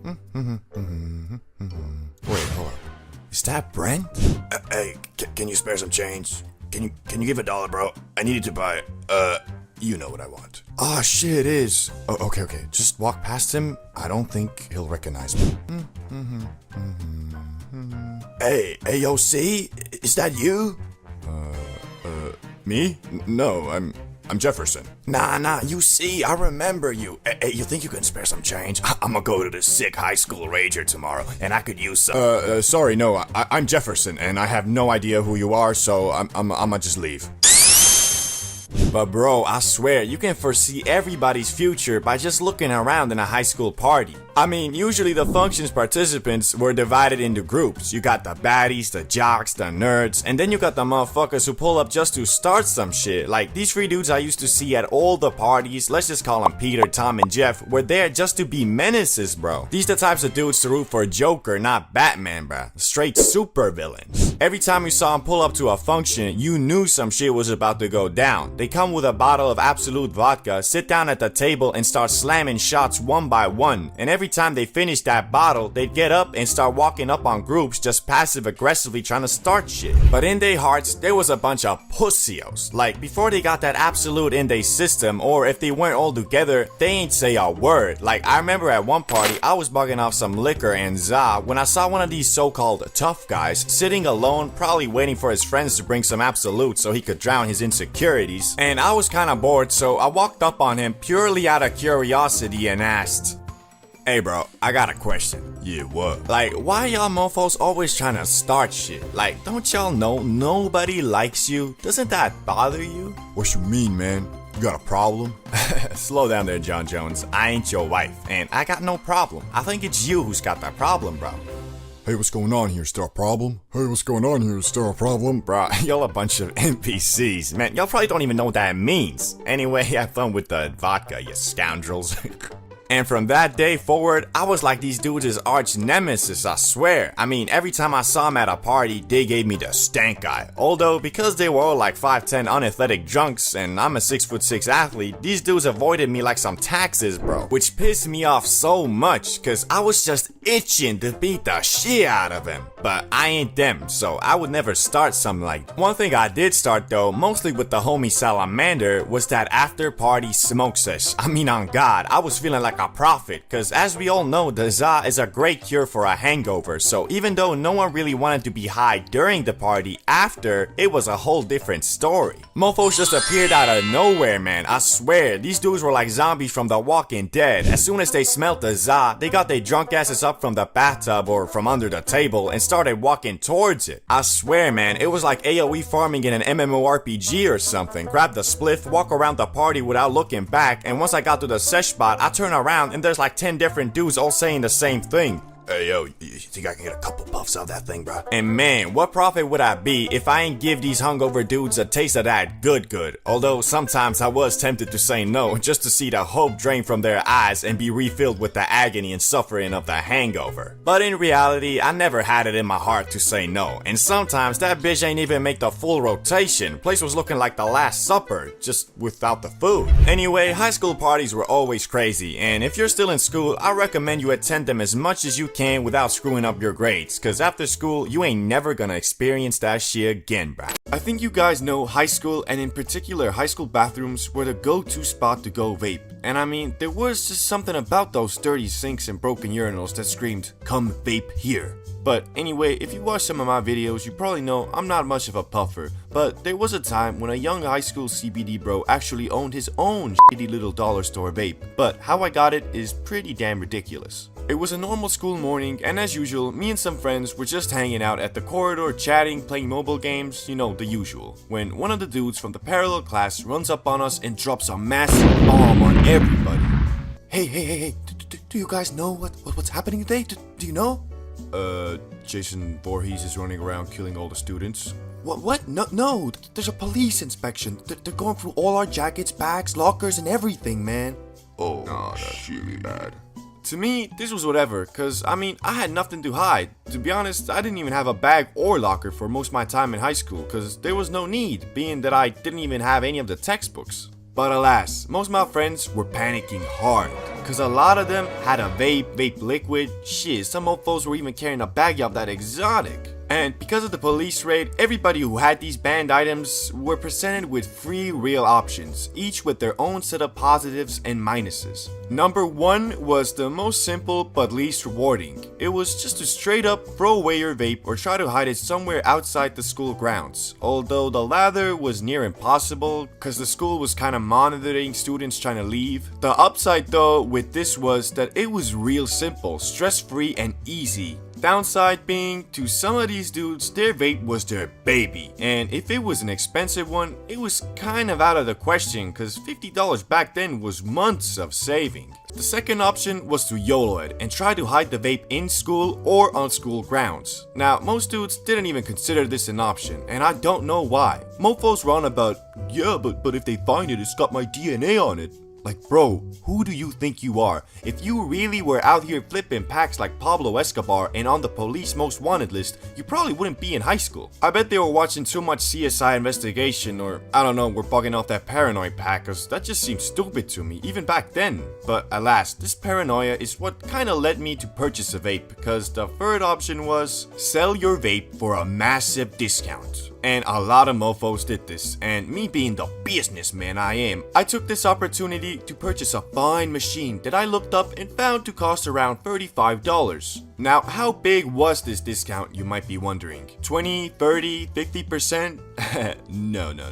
I purchased myself a fine vaporizing machine for the price of $2 and half of my double Snickers bar, although it wasn't quite the deal it might seem. So here I am, it's about 10 AM, next class is gonna start in like 10 minutes, and I'm brainstorming, trying to think of the perfect place to hide this thing. I considered putting in one of those tissue dispensaries in the bathroom, cause they were really easy to open and it seemed like the move. But then I thought, what if someone got a major case of diarrhea or something and end up emptying it out only for my vape to pop out? And worst case scenario, he tells the teacher and they devise a plan to catch me lacking at the end of the day when I try to go retrieve my vape. So yeah, I was kind of on that paranoia pack too, but what I ended up doing is actually a lot more complicated and devious. You see, inside the school grounds, there were a couple good areas, one being the running track that was covered by these rubber mats that you could lift up and just about squeeze a smaller vape in. The only problem was, everybody thought of this, and by the time I went outside to stash my vape, I saw like 4 or 5 dudes all walking back from the track looking all sus. I just assumed everybody had hidden their piece there, so I had to think of something else, cause I ain't trying to copy others. And what I came up with was genius. I hid my vape near this big ass vent that regulated the school's climate, I think.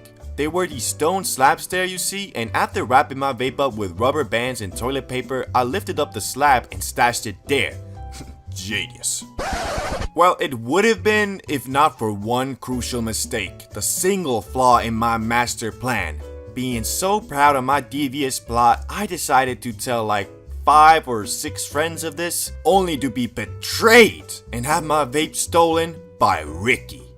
But it took me a good month to figure that out, as he had taken the vape for personal use, I guess. I really don't know. Oh, one thing I forgot to mention to you guys is the vape, well, it was kinda broken. At the time I couldn't tell cause I didn't know jack about him, but every time I tried to inhale it, it gave off this burning taste and would make the smallest of clouds, so I couldn't even do them cool little tricks. Eventually, I ended up getting that vape back, but at that point, I was kinda done with it, so I just kinda brought it to school one day and threw it off the 5th story and watched how the $2 half Snickers bar investment was shattered into millions of pieces, and my dreams of making a 5 to 10x return on investment were dead. Oh, and it turns out the police weren't even there to manhandle the students and take their vapes. They were there to check on some equipment that had accidentally gone off during a fire alarm or something. So yeah, never trust a dude who looks like he's being chased by a serial killer cause his vape might be taken away.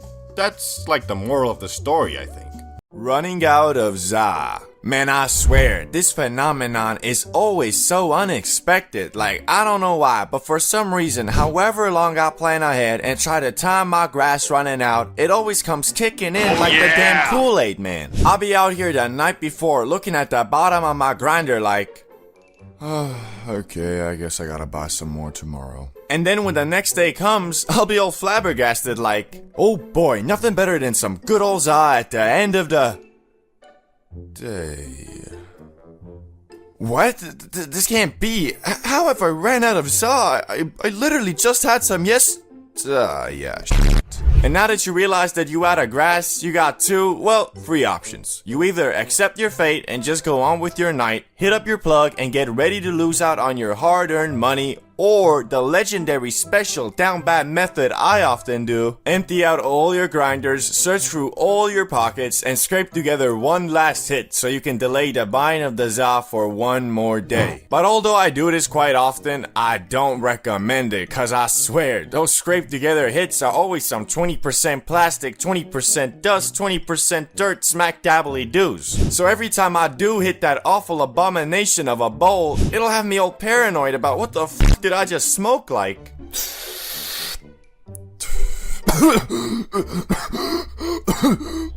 Man, why that smell like burning plastic? Why am I not even high? Bro, why am I so lightheaded? Mom, I think I'm dying. So basically what I'm saying is, scraping together hits from basically nothing isn't really the healthiest move you can make. But shit, hitting up the plug at the end of the day is a struggle in its own right. Cause I don't know why these damn plugs are always unavailable when you need them the most. Like Mr. Invisible could be spamming me all day with Snapchats like... But then later, when your hitman's up asking for some ZA, he disappears like the Avatar.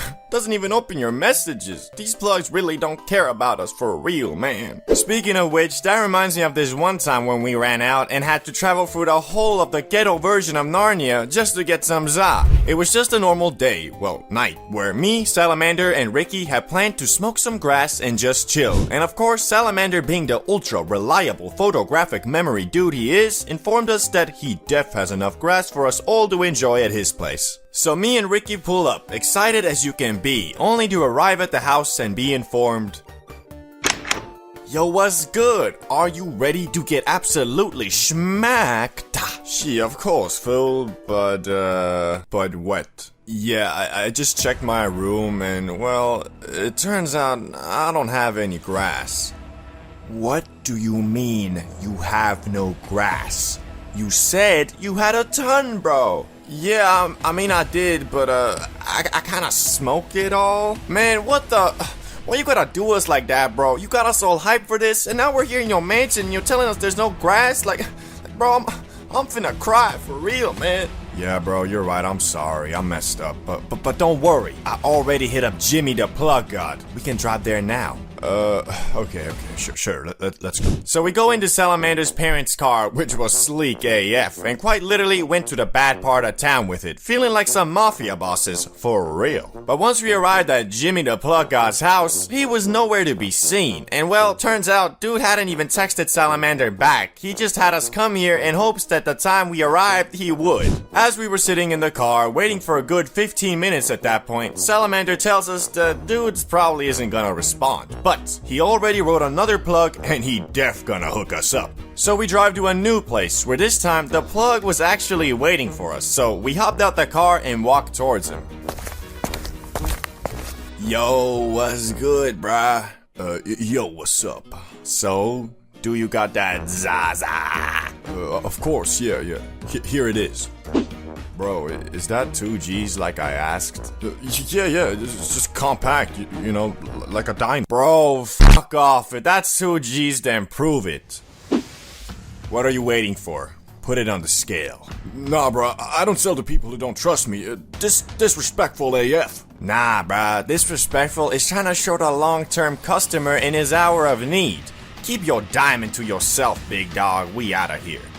Yeah, whatever. See. As our hopes were dwindling, we were in Salamander's car about to call it quits when the only plug that was exclusive to me and nobody else knew of finally responded to my message saying to meet up and that he got the za. So we go to yet another location in hopes that finally we would get our now well-deserved bag of grass. And once we arrived at the meetup spot, which was a pizza restaurant by the way, we parked the car and text Mr. Invisible that we're outside waiting for him. A good 10 minutes goes by with no response, so the overall mood is starting to get pretty gloomy, as we quite literally have just driven around for hours trying to secure just a smidgen of za. And although we were truly experiencing a Gen Z 21st century Great Depression, we were saved with the text, "Oh, he responded! Oh, snap! What'd he say, bro?"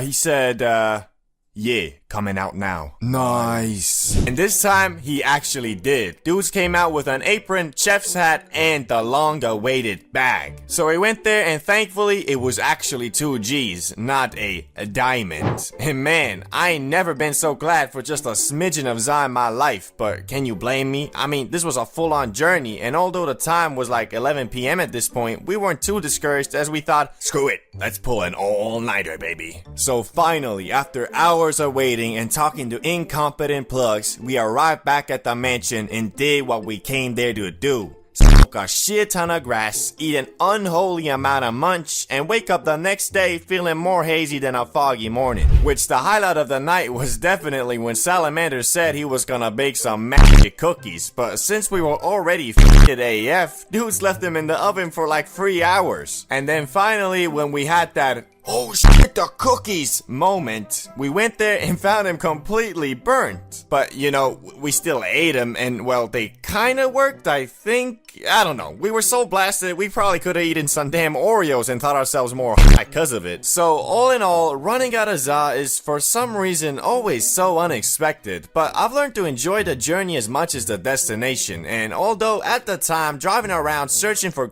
was annoying AF, looking back at it, it was actually pretty fun. And the night was definitely more memorable because of it. Oof, Nicotonio LSD cards, Coca-Cola before they ruined it, method acting, cracked screen repair. There are so many, hobbies, so many substances with so many varying effects. Some similar, some different, some complete opposites. If you've ever wondered, purely for educational purposes of course, what all the hype was about, why people get hooked on these hobbies, which ones are not so dangerous, and which ones you should generally avoid. Whether you're a curious little George, a degenerate doomer, or a seasoned veteran, this is a must-watch. Because we're going to cover a topic I truly wish was included in the standardized education system and subjectively tell you everything you need to know about what every drug feels like. And as an extra disclaimer, I would like to emphasize that all of this is for educational and scientific purposes, and in no shape or form am I promoting any of these things. I'm just trying to inform the public about the dangers of everything mentioned in this video. Let's start with the most PG ones and work our way up gradually to the not so PG ones, hopefully keeping this video blessed with that green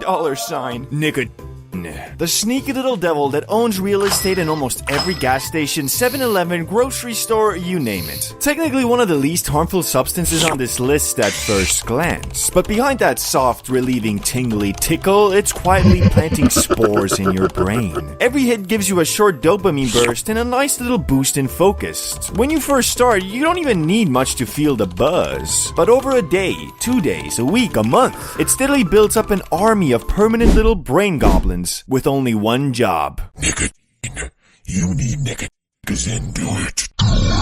And every time you do, they get fatter. They're feeding on that delicious Nicotonio juice. And the bigger they get, the louder they scream. The weird thing about nicotine is that if you could somehow perfectly tame it and consume it in a harmless way, like chewing it or something, it actually has some upsides like improved focus and alertness. Unfortunately, it's addictive, which kinda sucks, and most of the common delivery methods are rough on your body. Worst case, you're smoking cigs, which first of all, you're basically doing one of the few things we as a species know for a fact causes cancer, and you smell. Vaping is a bit better, but still not good. Pouches are decent, but overdo it and your gums enter a recession worse than the economic one. Gum is technically the safest, but once you're in the nicotine ecosystem, it's very easy to go from gum chewer to jewel puffer. What nicotine feels like ends up being less about the buzz, the tingles and quick dopamine kick, and more about the subscription model of enjoyment. It becomes the enhancer to whatever you're doing, so you always want it nearby. Thankfully, or unfortunately, unless you're deep in the wilderness, there's always a shop close by with a Middle Eastern or Indian clerk ready to supply. So I dub Nicotonio generally unsafe, one you should try to avoid if you can. But now,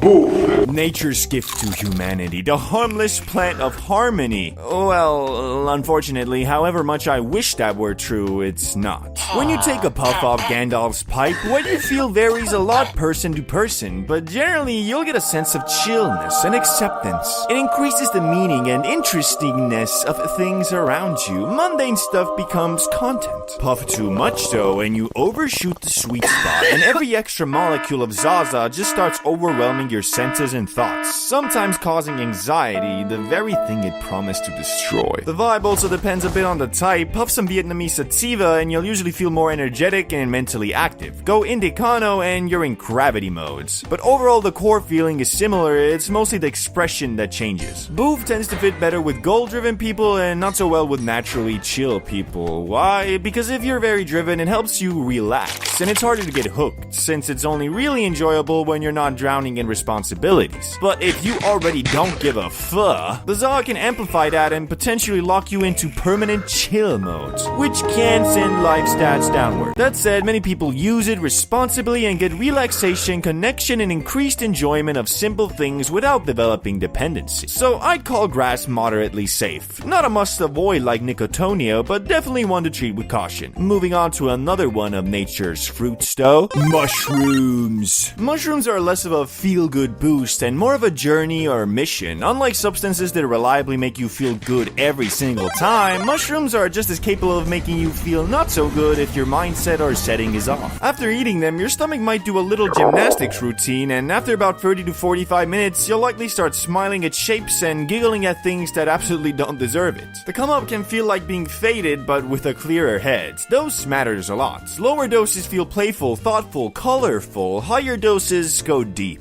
Very deep. I've had doses where I felt like a cartoon character, laughing, overthinking everything, seeing light pattern movement, and breathing visuals. And I've had doses where it felt like I was visiting another dimension, reality warping, control reduced, thoughts spiraling into questions about existence itself. But every trip shares one thing, the afterstates. Mental clarity mixed with exhaustion. Mushrooms are generally mentally taxing, so you usually don't feel like jumping right back in. It's like watching a long confusing movie and then needing an explanation video, not another confusing movie immediately after. They're not typically addictive because tolerance builds fast and the experience is demanding, but psychological attachment is still possible, especially with frequent microdosing turning into a daily mental crutch. Still, overall I dub mushrooms pretty safe, especially since many people report long-term positive mental effects even from a single well-handled trip. But now for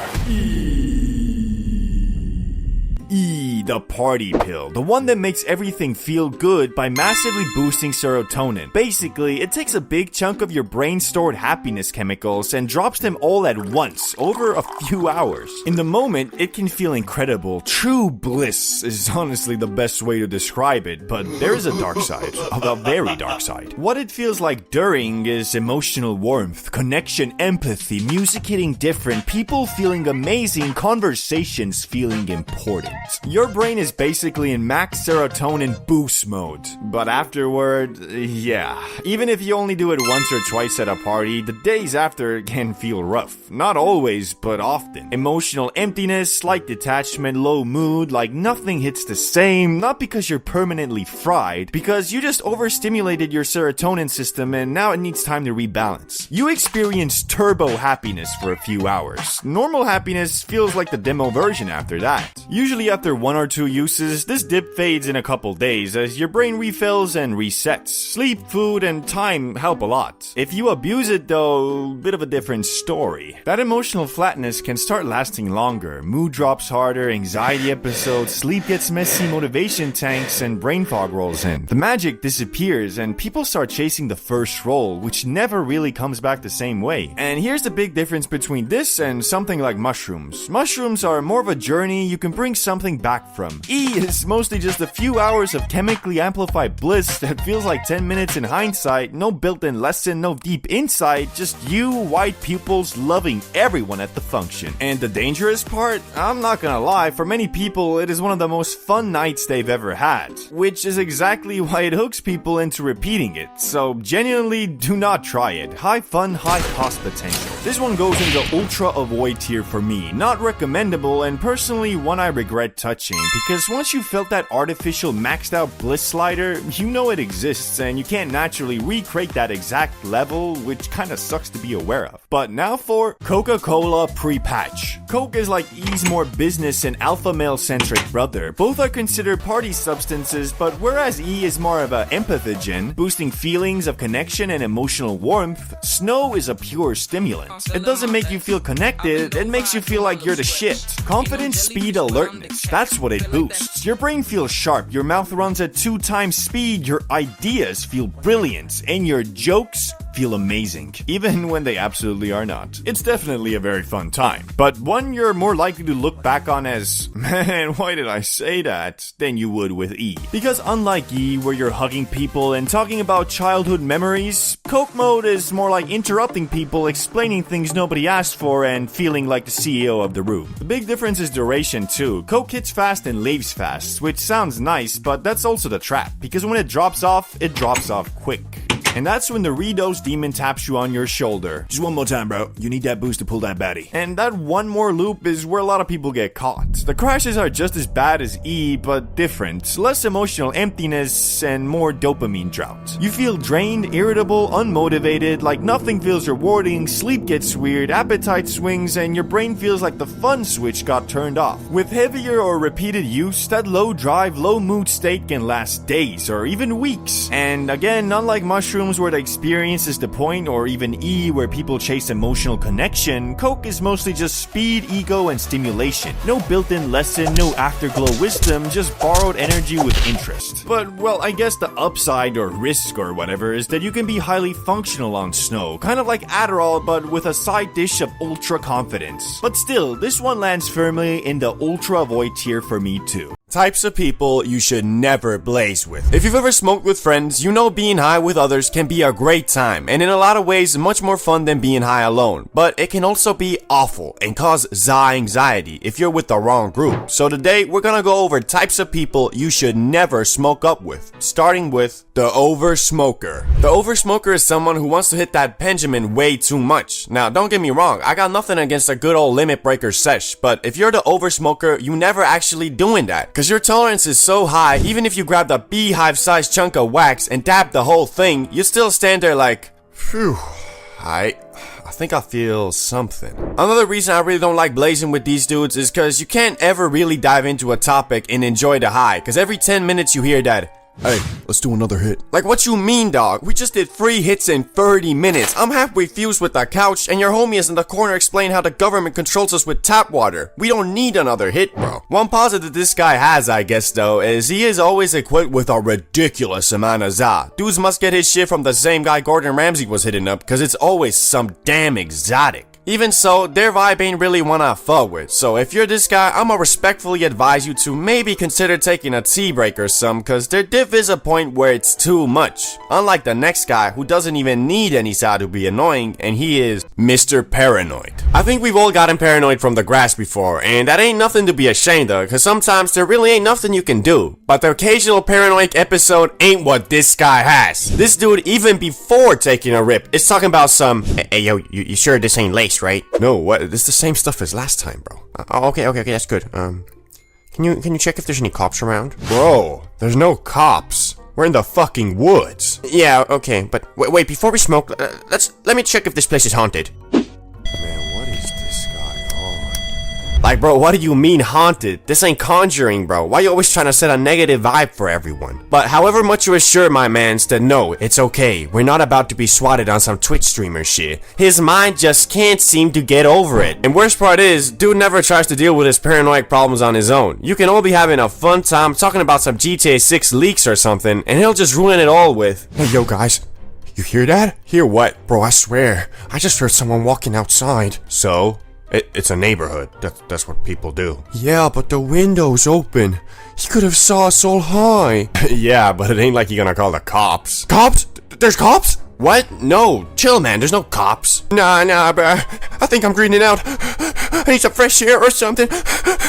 Bro just decides, yup, I'm greening out now. Like, no, your personality is just very insecure, and you should probably get that figured out before you take another smack dabbly do off that Benjamin. Anyway, this guy ain't no fun to blaze with, cause he's very prone to ruining the vibe, so avoid at all costs. But this next guy is more of a personal preference, so you might disagree with me, but for a guy I don't like getting high with is the Grass NPC. I think we've all met one of these, whether you knew it at the time or not. This is the type of dude who lives, breathes, and of course, smokes grass. I mean, really, dudes physically can't talk about anything else for more than a minute, cause he has no goals or aspirations that stretch further than, I wanna get suited AF. Which, wanting to get suited ain't nothing bad. I mean, most of us here probably love bacon, but come on, bro, at some point you gotta think about your life, your future, or I don't know, just something else than grass. Why I personally don't like hanging with a dude like this is cause his stories always are so centered around how high he was. I mean, bro, I get it, you went to school high. Like, at some point after hearing about the 78th time of dudes being high in class, you start to notice that man's actually has nothing interesting to say except, yeah,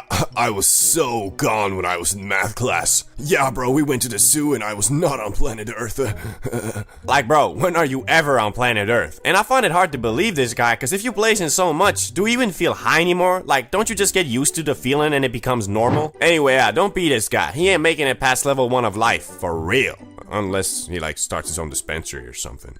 Then it could work out very nicely, actually. But the next type of dude on the list is the guy that wants to be taken way too serious. I don't know if you guys ever talked to someone like this, but I have a couple times, and it's annoying AF. You know how when you blaze, you tend to go on rants and halfway lose your train of thought and then just end up saying, ah shit, I don't know what I'm talking about. And everyone laughs and moves on? Well, this dude is incapable of doing that. Instead, he holds the conversation hostage with his ramblings about inflation, Biden, Oprah, and James Cameron. And if you start trying to move on and talk about something else, dude sits there not listening and then 3 minutes later hits everyone with the, okay, so basically what I was trying to explain earlier was, like, bro, we already moved on and we're all freaking baked. No one even remembers their last sentence. How you gonna start expanding on your thoughts from ages ago like the MCU or something? Worst part is, however much you try to politely show him to stop ranting, he never gets the signs, it just keeps doing it. Best thing you can do is just not invite him to the sesh, and you don't have to feel like a dick about it either, cause I'm 100% sure he understands the signs, but just ignores him cause he thinks his thoughts are more important than whatever the group wants to talk about. But the next dude on the list has a bit of a different problem, and he is Mr. I'm bored, I wanna do something. Oh snap, the guy who is somehow always bored and wants to do something. Now, don't get me wrong, I love high adventures and I'm always down to go on one, but only if there's actually something cool in mind. Yeah, this is something this dude and me don't have in common, cause this mofo just spams the sentence,